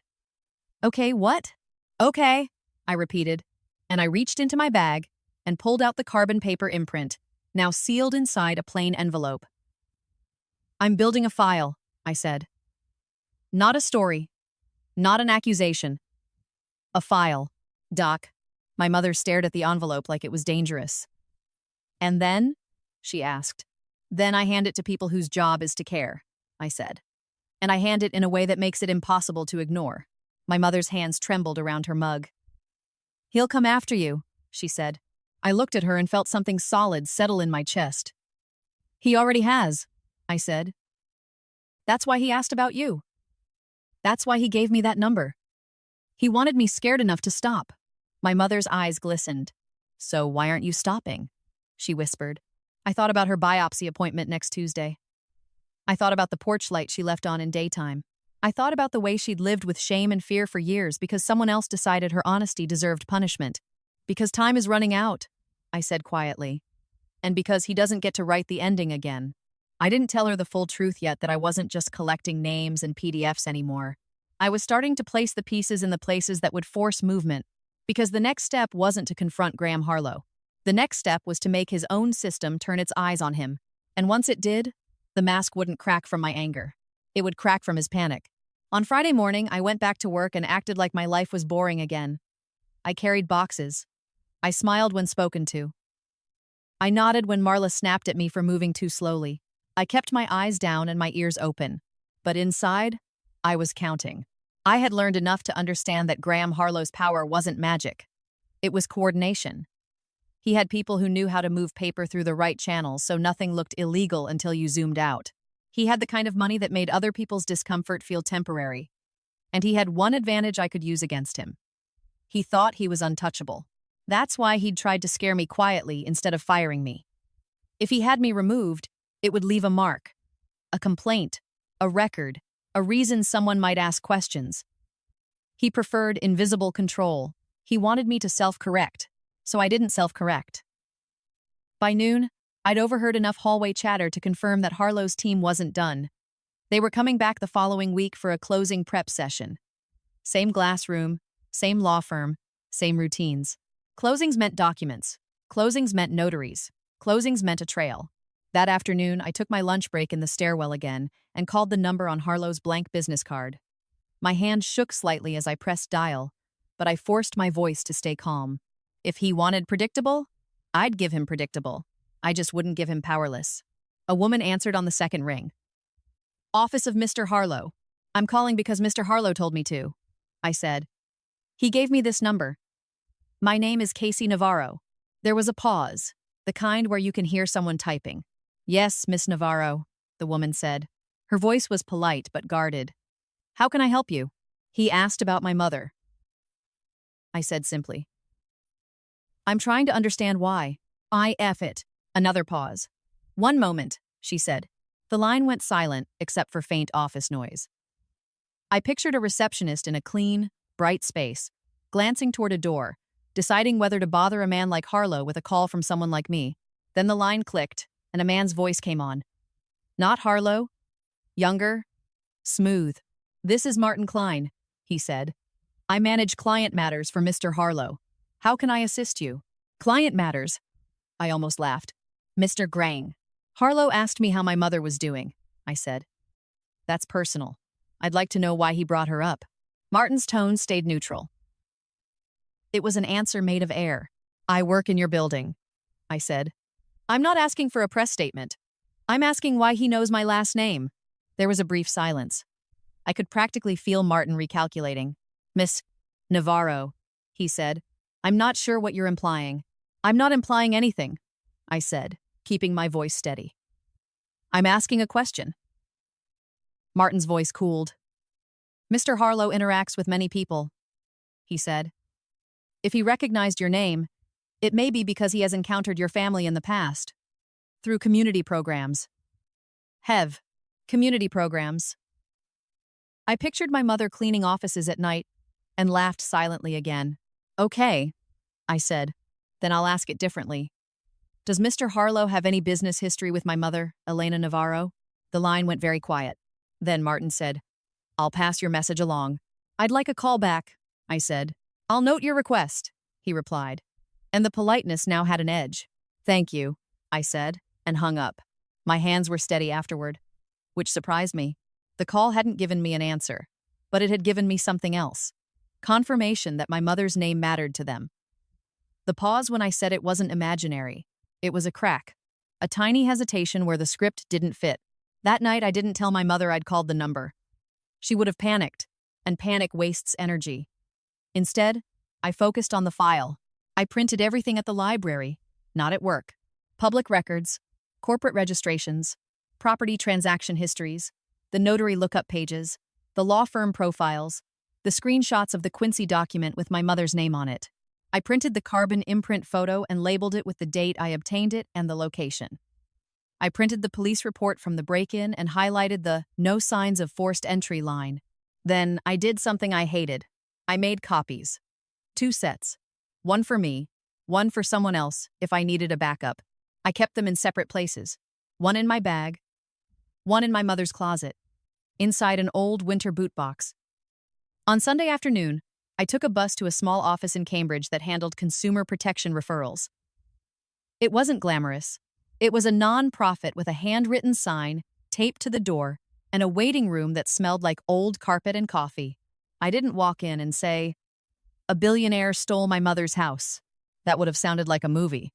I walked in and said, "I think my mother's identity has been used in property filings. We found recorded documents with her name and a signature she didn't sign." The intake coordinator was a woman in her 40s with tired eyes and a tight bun.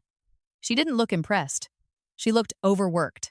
"Does your mother have proof she didn't sign?" she asked. "She's never met the notary," I said. "And the document is tied to a property she's never owned. And we have a police report from a break-in when her original evidence was taken. And this is showing up years after we lost our home." The woman took the papers and flipped through them slowly, her expression shifting from bored to cautious. "This is serious," she said finally. "I know," I said. She looked up at me. I thought of Harlow's blank business card.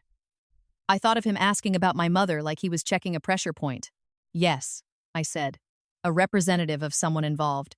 They tried to discourage questions. The woman's eyes narrowed. "Who?" I hesitated. Names mattered.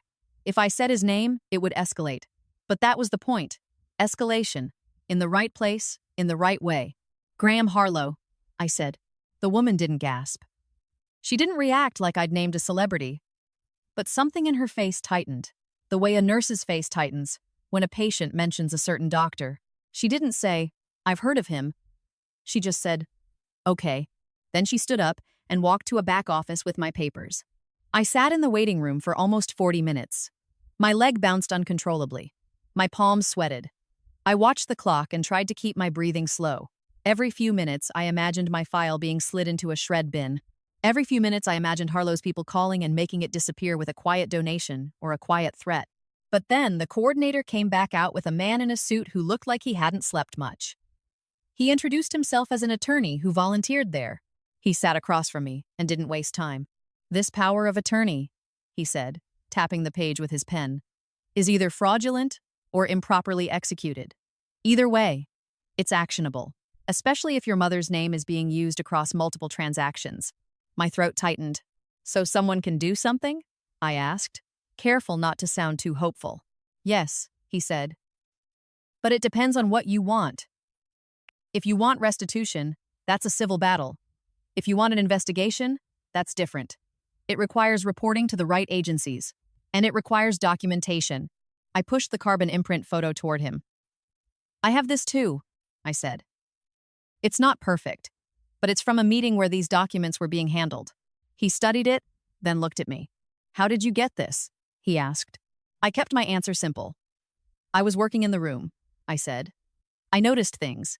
He nodded slowly, like he understood what I wasn't saying. "I'm going to be blunt," he said. "If you're dealing with a developer this size, you need to assume pushback." "I already do," I said. He looked at me for a long second. "Good," he said. "Because if this is what it looks like, the fastest way to make it stop isn't to confront him. It's to trigger scrutiny from people he can't easily charm."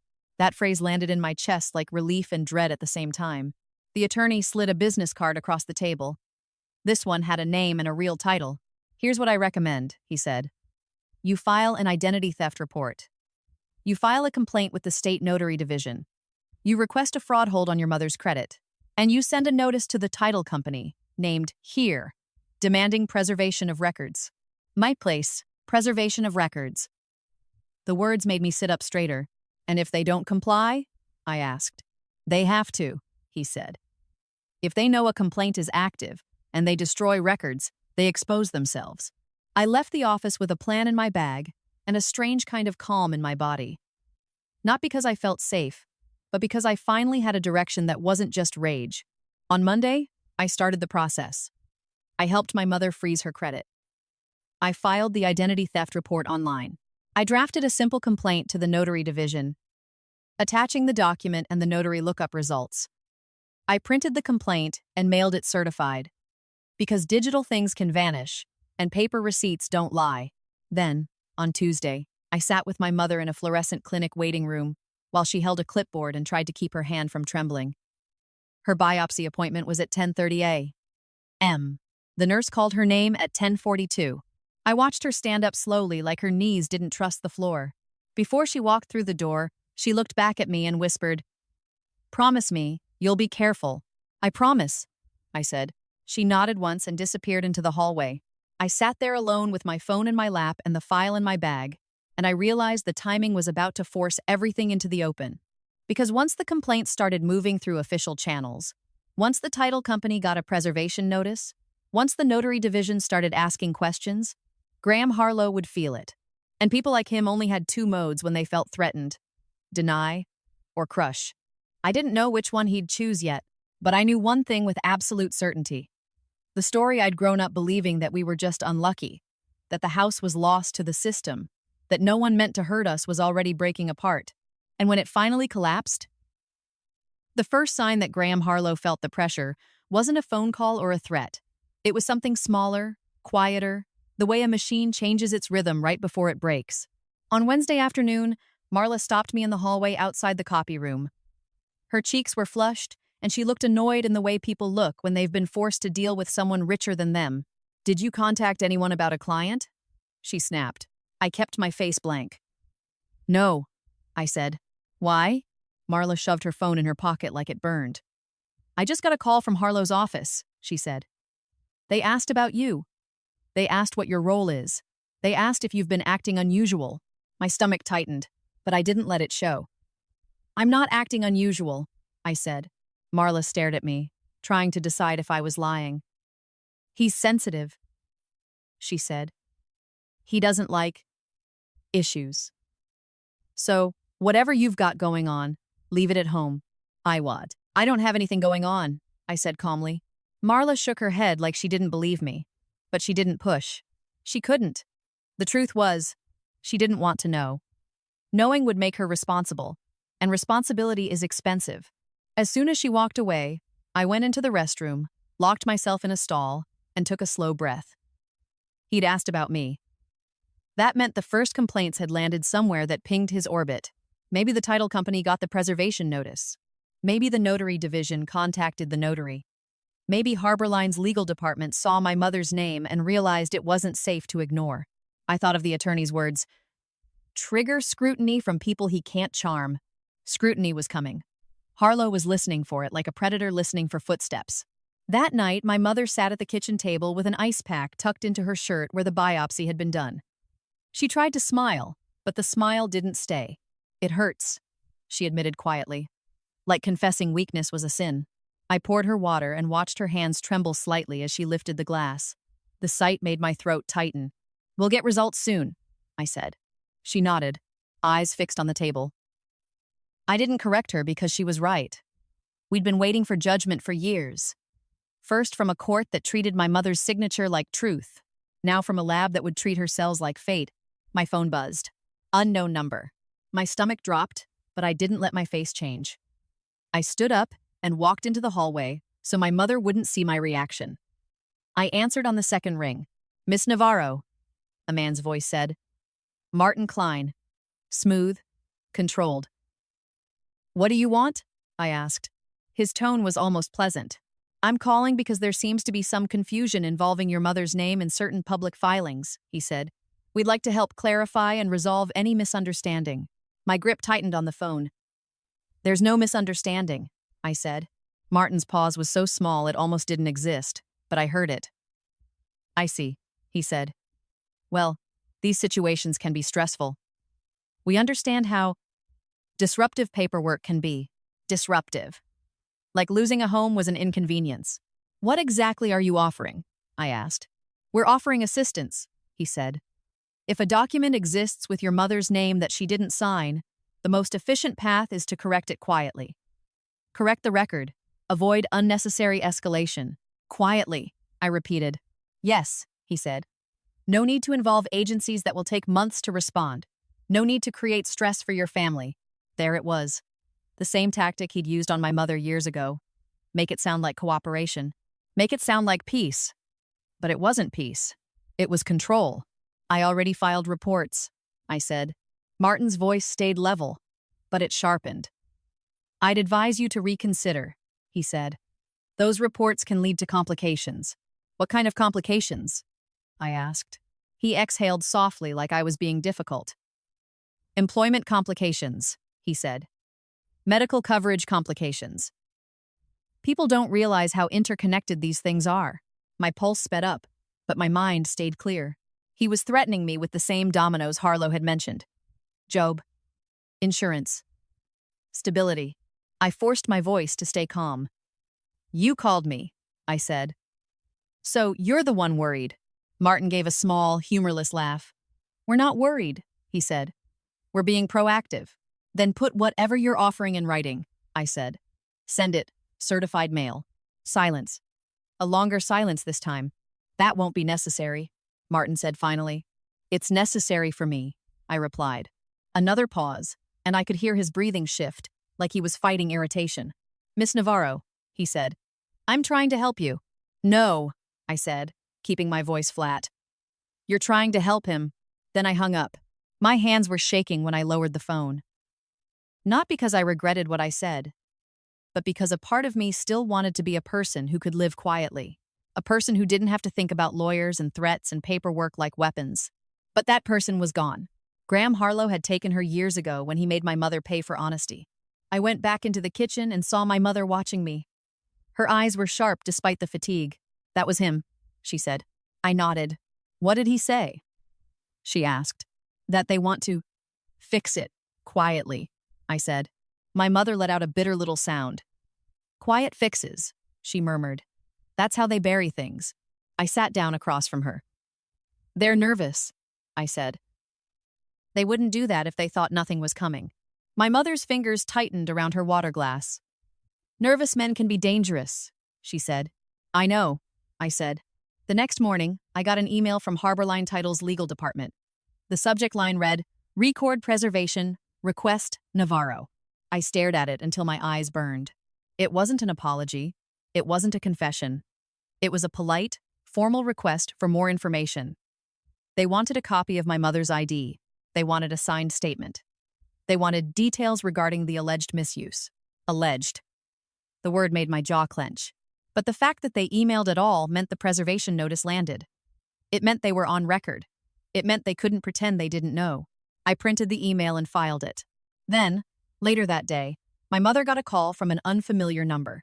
She answered on speaker because her hands were full. Miss Navarro? A woman's voice said, brisk, professional. This is the Commonwealth Notary Division. We received a complaint regarding a notarized document listing your name. We'd like to ask you a few questions. My mother's face went pale. I held up my hand and mouthed, Answer. My mother swallowed. Yes, she said. Okay. The woman asked simple questions. Had my mother ever met the notary? Had she ever signed a power of attorney? Had she ever authorized anyone to sign on her behalf? Had she ever been to the address listed in the notary block? My mother answered no to every question, voice steady but strained. Thank you, the woman said. We may follow up. Please do not contact the notary directly. When the call ended, my mother stared at the table like she'd just come out of deep water. It's real, she whispered. Yes, I said. It's moving. For 2 days after that, nothing happened. No more calls, no more emails, just silence. And the silence was the worst part, because it felt like standing in front of a door waiting for it to open, knowing something is behind it, not knowing if it's a gift or a hit. On Sunday night, I got home from my shift and found an envelope taped to my apartment door. Not in the mailbox. Taped. My stomach dropped so hard I felt nauseous. The envelope was plain. No return address, just my name written neatly. I carried it inside with 2 fingers like it was contaminated. I locked the door. I stood at my kitchen counter and stared at it for a full minute before I opened it. Inside was a photocopy of my employee badge photo and a single piece of paper with 1 sentence typed in the center. Please stop.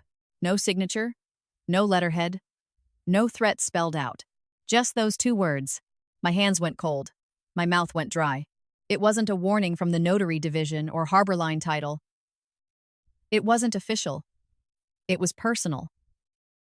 It meant someone had been close enough to get my badge photo, close enough to put an envelope on my door, without caring about cameras or neighbors, close enough to remind me that my life could be reached.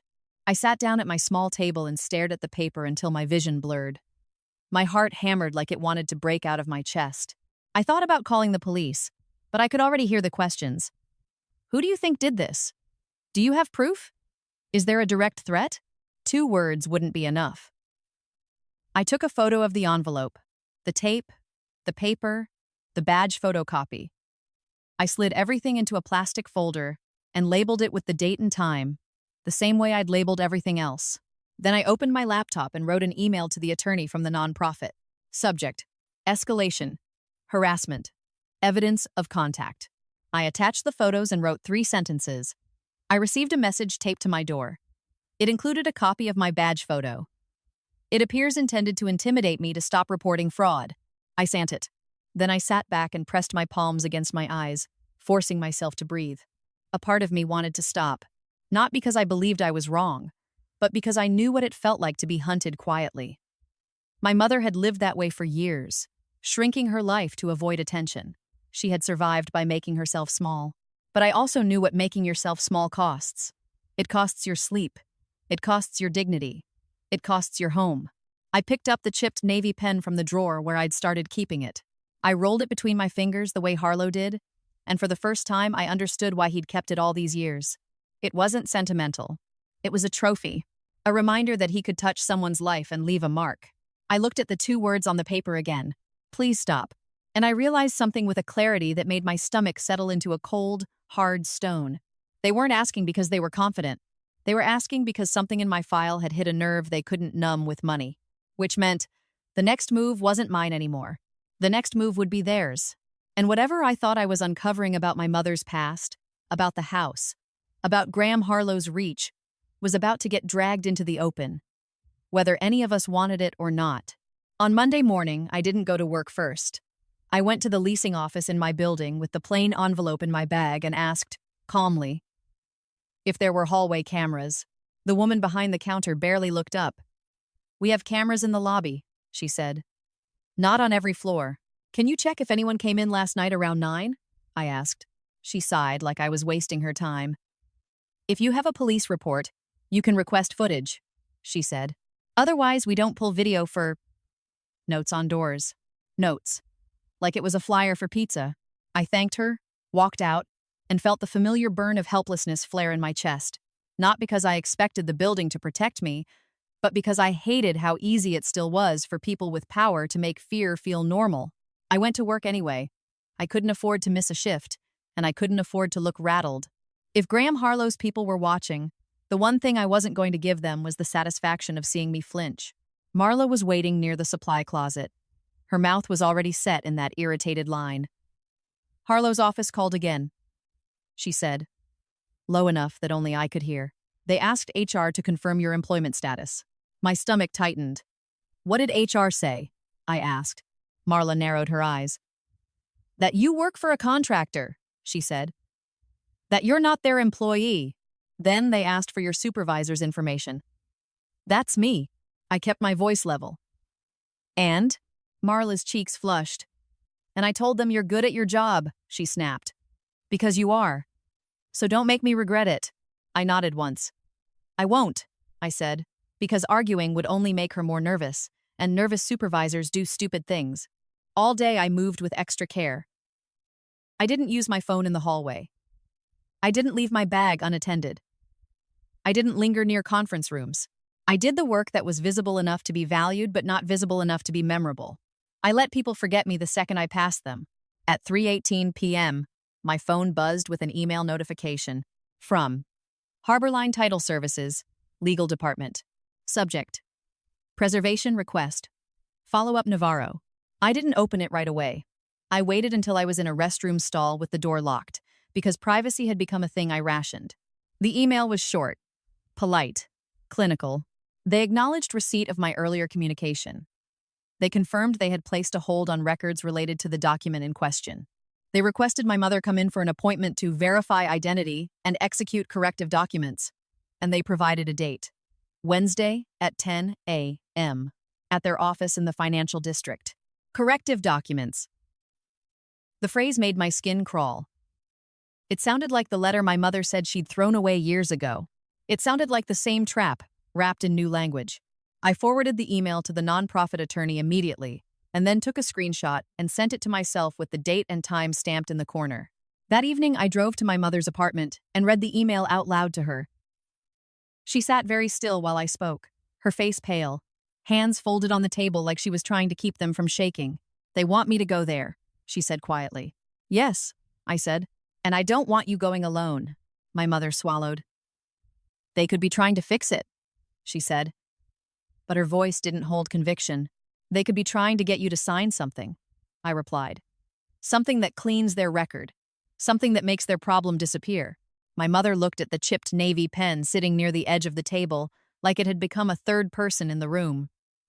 "That's what he always does," she whispered. I reached across and covered her hand with mine. "We're not going in blind," I said. "If you go, we go on our terms." The next morning, the nonprofit attorney called me back. His voice sounded tight, like he'd already been thinking about us before my email came in. "Do not let her sign anything," he said without preamble. "Not a correction, not an acknowledgement, not a waiver, not a settlement. If they want to verify her identity, fine. But you bring a witness, and you bring a recorder, if your state allows it." "Massachusetts is two-party consent," I said, because I'd already looked it up in the last week like my life depended on it. "Then you don't record secretly," he said. "But you document everything. You ask for everything in writing, and you request copies of the original signing packet." "The original what?" "The packet," he repeated. "If a loan signing agent notarized something, there's typically a trail ID copies, journals, appointment records. Sometimes there's video. Sometimes there are emails scheduling the signing. If your mother was never there, they either fabricated that trail or it doesn't exist." My pulse sped up. "And if it doesn't exist, then it's fraud," he said simply. "And Harborline knows it. Which is why they suddenly want to correct it. Grain." He paused, then added, "Also, your intimidation note tape on the door, that's escalation. If you feel unsafe, you should make a police report anyway, even if it's just to create a timestamp." I did it that afternoon. I walked into the local precinct with the envelope in a plastic folder. The officer behind the counter glanced at it, like it was annoying. "Anyone threaten you directly?" he asked. "It's a message taped to my door with my employee badge photo," I said. "Someone is telling me to stop reporting fraud." He shrugged slightly. "We can take an incident report," he said. "Please," I said, and I didn't let him rush me. I gave the exact time I found it.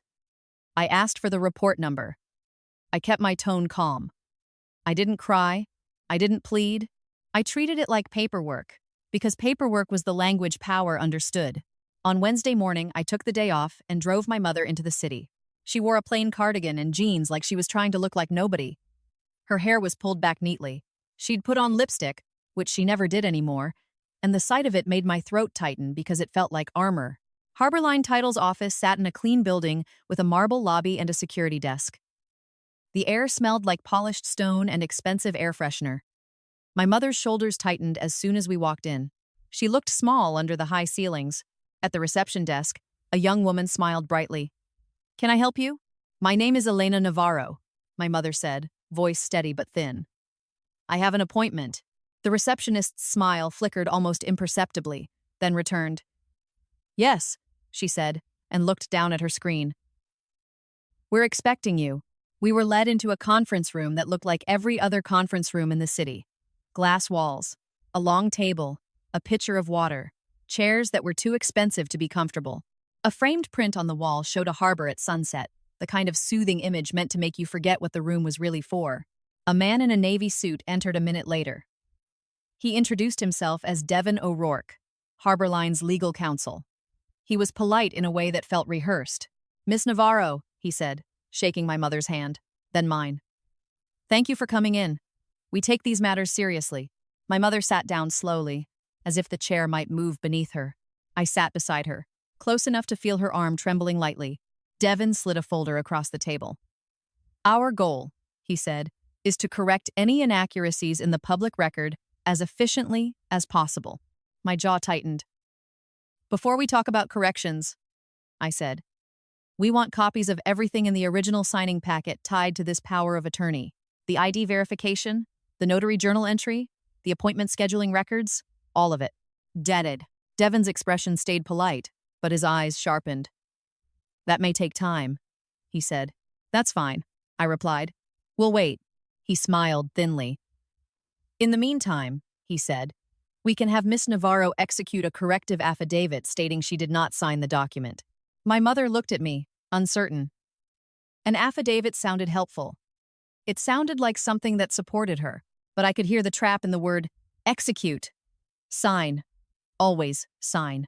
What does the affidavit say exactly? I asked. Devon opened the folder and slid a single-page document toward us. It looked simple, her name, the document reference, a statement that she did not sign, that she did not authorize anyone to sign. Then my eyes landed on the last paragraph. It said that by signing, she acknowledged Harborline Title acted in good faith, and she released Harborline from liability related to the transaction. My stomach went cold.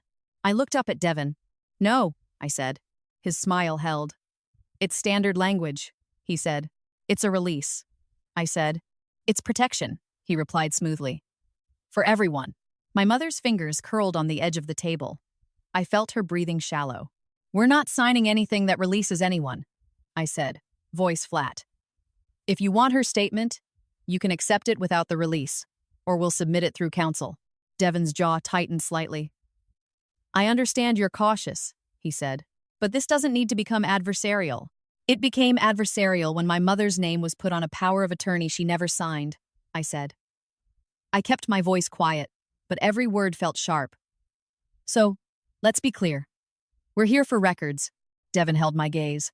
For a second, the polished mask slipped, and I saw irritation. Then it snapped back into place. All right, he said. We'll request the packet. And the notary? I asked. Where did the signing occur? Devon glanced down at his folder. According to our file, he said. The signing took place at a residential address in Quincy. My mother let out a small, involuntary sound. I wasn't there, she whispered. I leaned forward. Whose address? I asked. Devon hesitated. Just a fraction. I can't disclose personal information of third parties, he said quickly.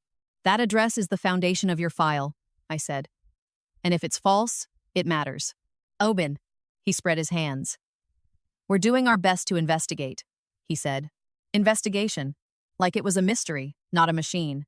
I sat back and watched him. The longer this conversation went, the clearer it became. Harborline was trying to contain damage. They wanted my mother to sign a neat little document that cleaned their hands. They wanted to make the problem small, and I knew why. Because if Harborline's records were forced into daylight, they would show whether the notary actually verified my mother's ID. They would show who scheduled the signing. They would show which law firm requested the work. They would show the chain that led back to Graham Harlow. Devon closed the folder. We'll be in touch, he said, voice clipped now. Thank you for coming in. We walked out of Harborline Title with nothing signed, and my mother's hand gripping my arm so tightly it hurt. In the lobby, she stopped near a marble column and pressed her palm against her chest like she was trying to steady her heartbeat. They wanted me to sign away my right to fight, she whispered. Yes, I said. And you didn't. Her eyes filled with tears she didn't let fall. I'm so tired, she said. I know, I said. And I meant it in a way that tasted like grief. On the drive back to Quincy, my phone buzzed again. Unknown number. I didn't answer. The voicemail came through minutes later. It was Graham Harlow's voice. Not Martin. Not a receptionist. Him. Miss Navarro, he said, calm as ever. I think you're making this more complicated than it needs to be. Call me. He didn't threaten. He didn't raise his voice. He didn't have to. The message itself was the threat. I'm paying attention now. I stared at the road, hands tight on the steering wheel, and felt something settle in me. A hard, quiet certainty. He was stepping closer because his usual methods weren't working. He was revealing himself because the paper trail was starting to pull. And that meant we were near something he couldn't afford to lose. Whatever it was bigger than our house. And it was about to surface. I didn't call Graham Harlow back. I didn't even delete the voicemail. I saved it, backed it up, and wrote the time and date in my notebook like it was another filing. Because that was what my life had become. A stack of receipts, proving I wasn't crazy. My mother barely spoke the rest of the drive.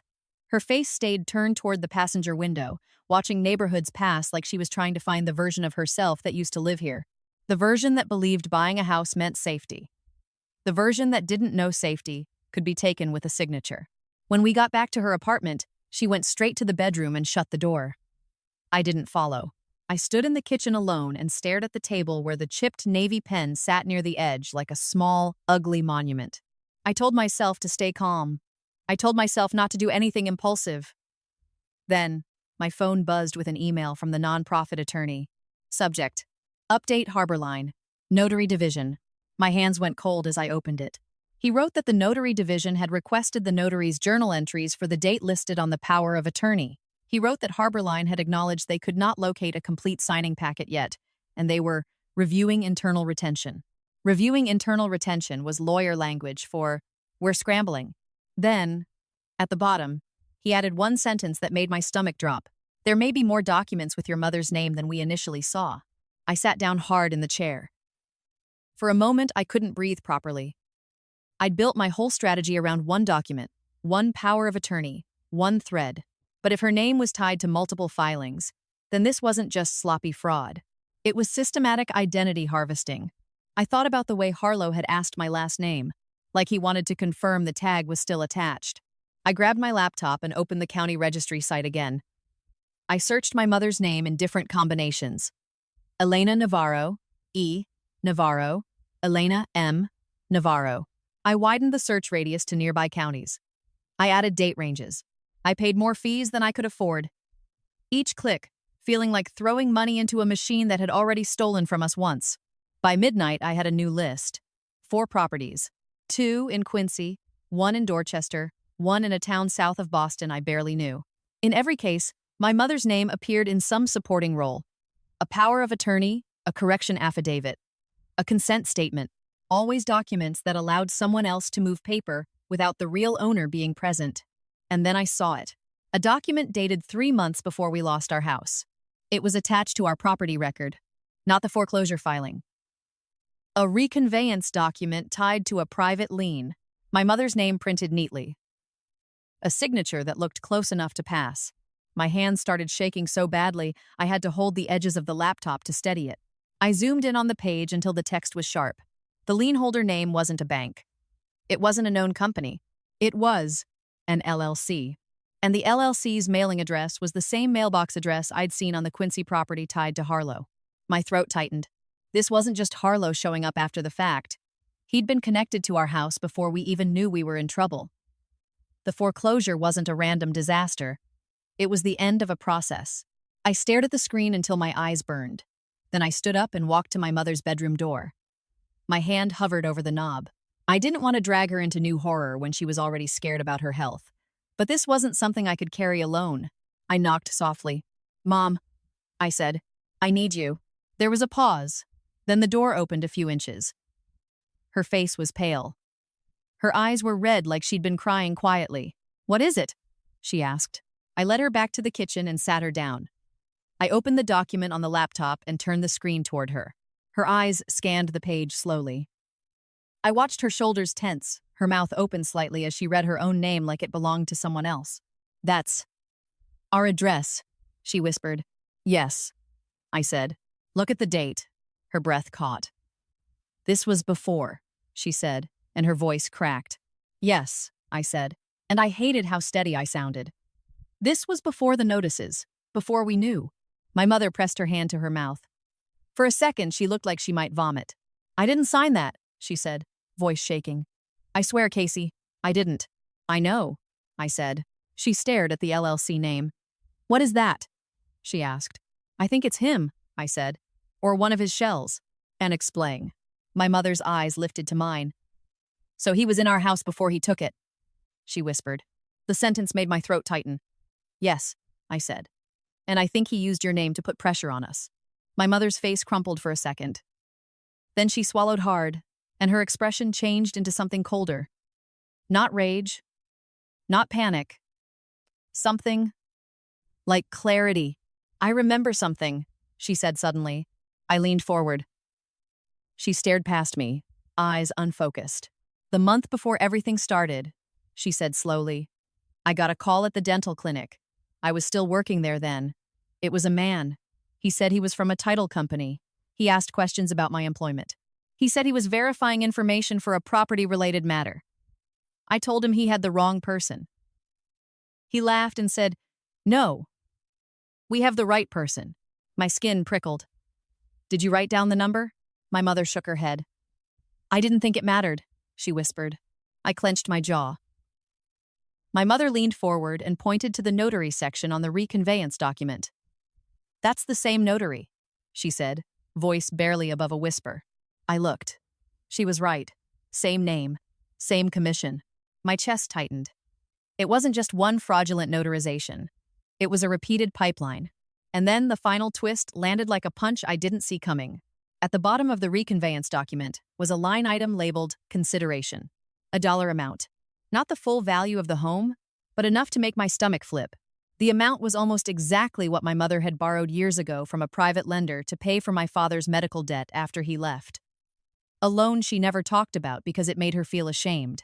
She had once admitted, in a rare moment, that she'd signed something stupid after a phone call that scared her, just to keep the lights on. I stared at the number and felt my mouth go dry. Mom, I said, did you ever take out a private loan on the house? My mother's eyes widened.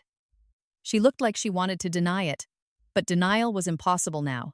Yes, she whispered. One time. It was small, I thought.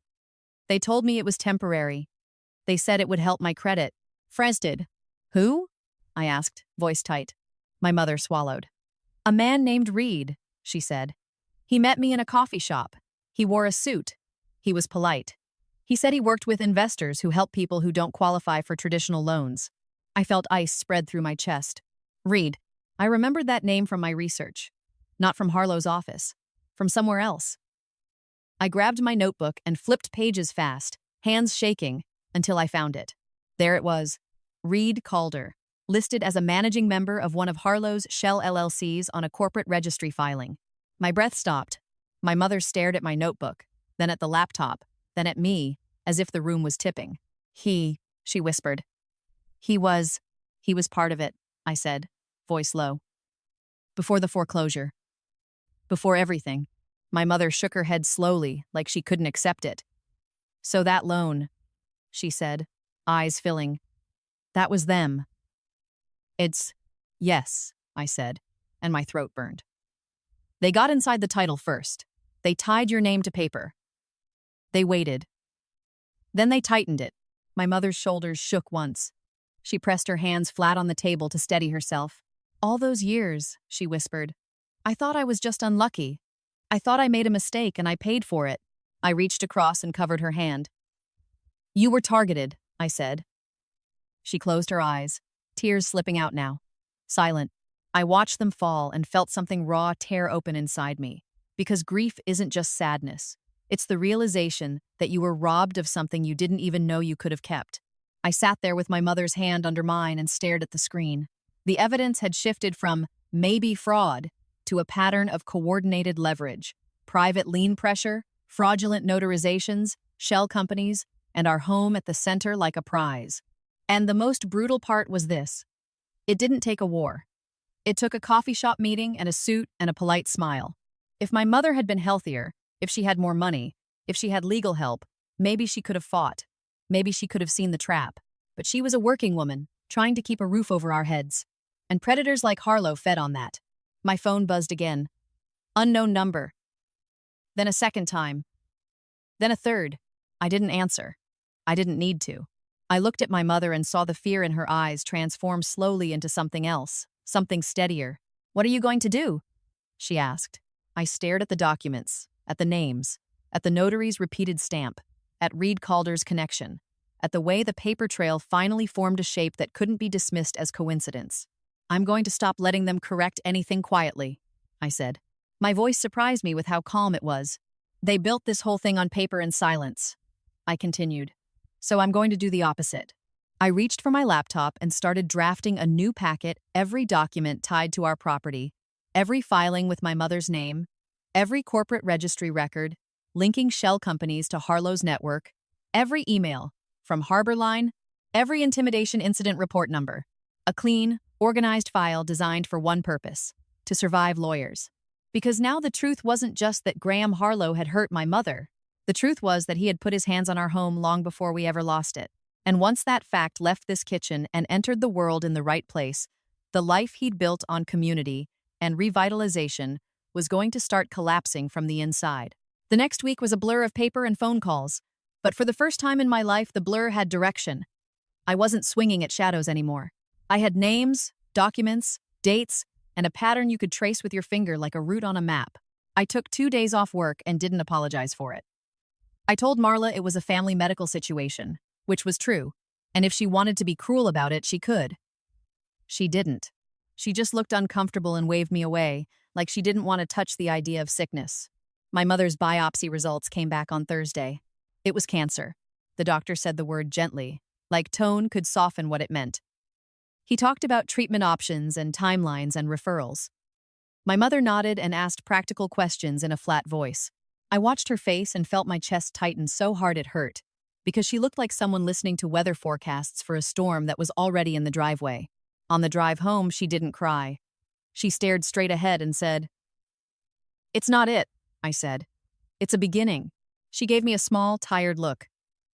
"You always try to fix everything with words," she said, not unkindly.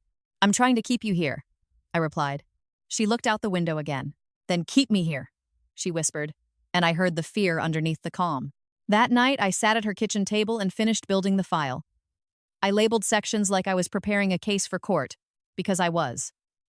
Timeline, property records, notary records, corporate registry links, Harborline communications, intimidation incidents, voicemail from Harlow. Everything stapled, tabbed, and copied in triplicate. I sent the full packet to the nonprofit attorney. I also sent it to the State Attorney General's Consumer Protection Division, certified mail, with a cover letter that was short and plain. My mother's name was used in recorded property documents without her consent. A network of shell companies linked to a major developer appears to have leveraged fraudulent filings. Intimidation has occurred since reporting began. Please investigate. Then I sent a separate packet to the Massachusetts Notary Division, focused solely on the repeated use of the same notary's commission across multiple suspect documents tied to my mother's name and our property address. And then I did the thing that scared me the most, because it meant stepping out of invisibility on purpose. I contacted a reporter, not a national outlet, not someone chasing clicks, a local investigative journalist who had written about housing displacement and predatory development. I found her email, and I wrote a message that wasn't dramatic, just direct. I have documented evidence of identity misuse in property filings tied to multiple LLCs connected to Graham Harlow's development network. It involves fraudulent notarizations and private lien pressure. My mother lost her home. We have records. If you're willing to review, I can provide a full packet. I hit send and sat there for a long time, staring at the screen. My hands shook a little. I hated that part of me still wanted to beg permission to speak. The reply came the next morning. I can meet. Bring documents. Bring your mother only if she's comfortable. No promises, but I'll listen. That was all I needed. We met in a small coffee shop in Cambridge on a Saturday afternoon. The kind of place with chipped wooden tables and loud espresso machines, and students hunched over laptops. Normal life happening around us, like the world wasn't held together by paper. The reporter's name was Dana Whitaker. She was in her late 30s, sharp-eyed, wearing a simple coat and carrying a bag that looked heavy with notebooks. She didn't smile like this was exciting. She looked tired in a way I recognized. Tired of seeing people get crushed and knowing the machine keeps running. I slid the file across the table. "This is everything," I said. Dana didn't open it right away. She watched me for a long moment. "Why you?" she asked. The question hit me harder than I expected. Why me? Why now? Why did this finally come out through my hands? Because he noticed me, I said. Because he asked my last name. Because my mother's name kept showing up in documents after we lost our home. And because I'm done being quiet. Dana nodded once, then opened the file. She didn't skim. She read. She took notes. She asked questions that cut through my feelings. and went straight to verifiable facts. Dates, addresses, names, commission numbers, the corporate registry link to Reed Calder, the voicemail, the intimidation note taped to my door. When she got to the reconveyance document tied to our property, her eyes narrowed. She tapped the page once. "This is interesting," she said. My stomach tightened. "What?" "This lien structure," she said. "It's not random. It's designed to trigger default under specific conditions." She looked up. "This looks like a playbook." I felt a cold, strange satisfaction. Not joy. Satisfaction like a lock clicking open.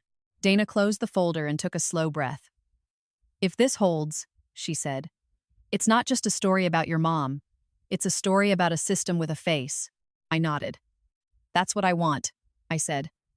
"Not revenge. Accountability." Dana's gaze held mine.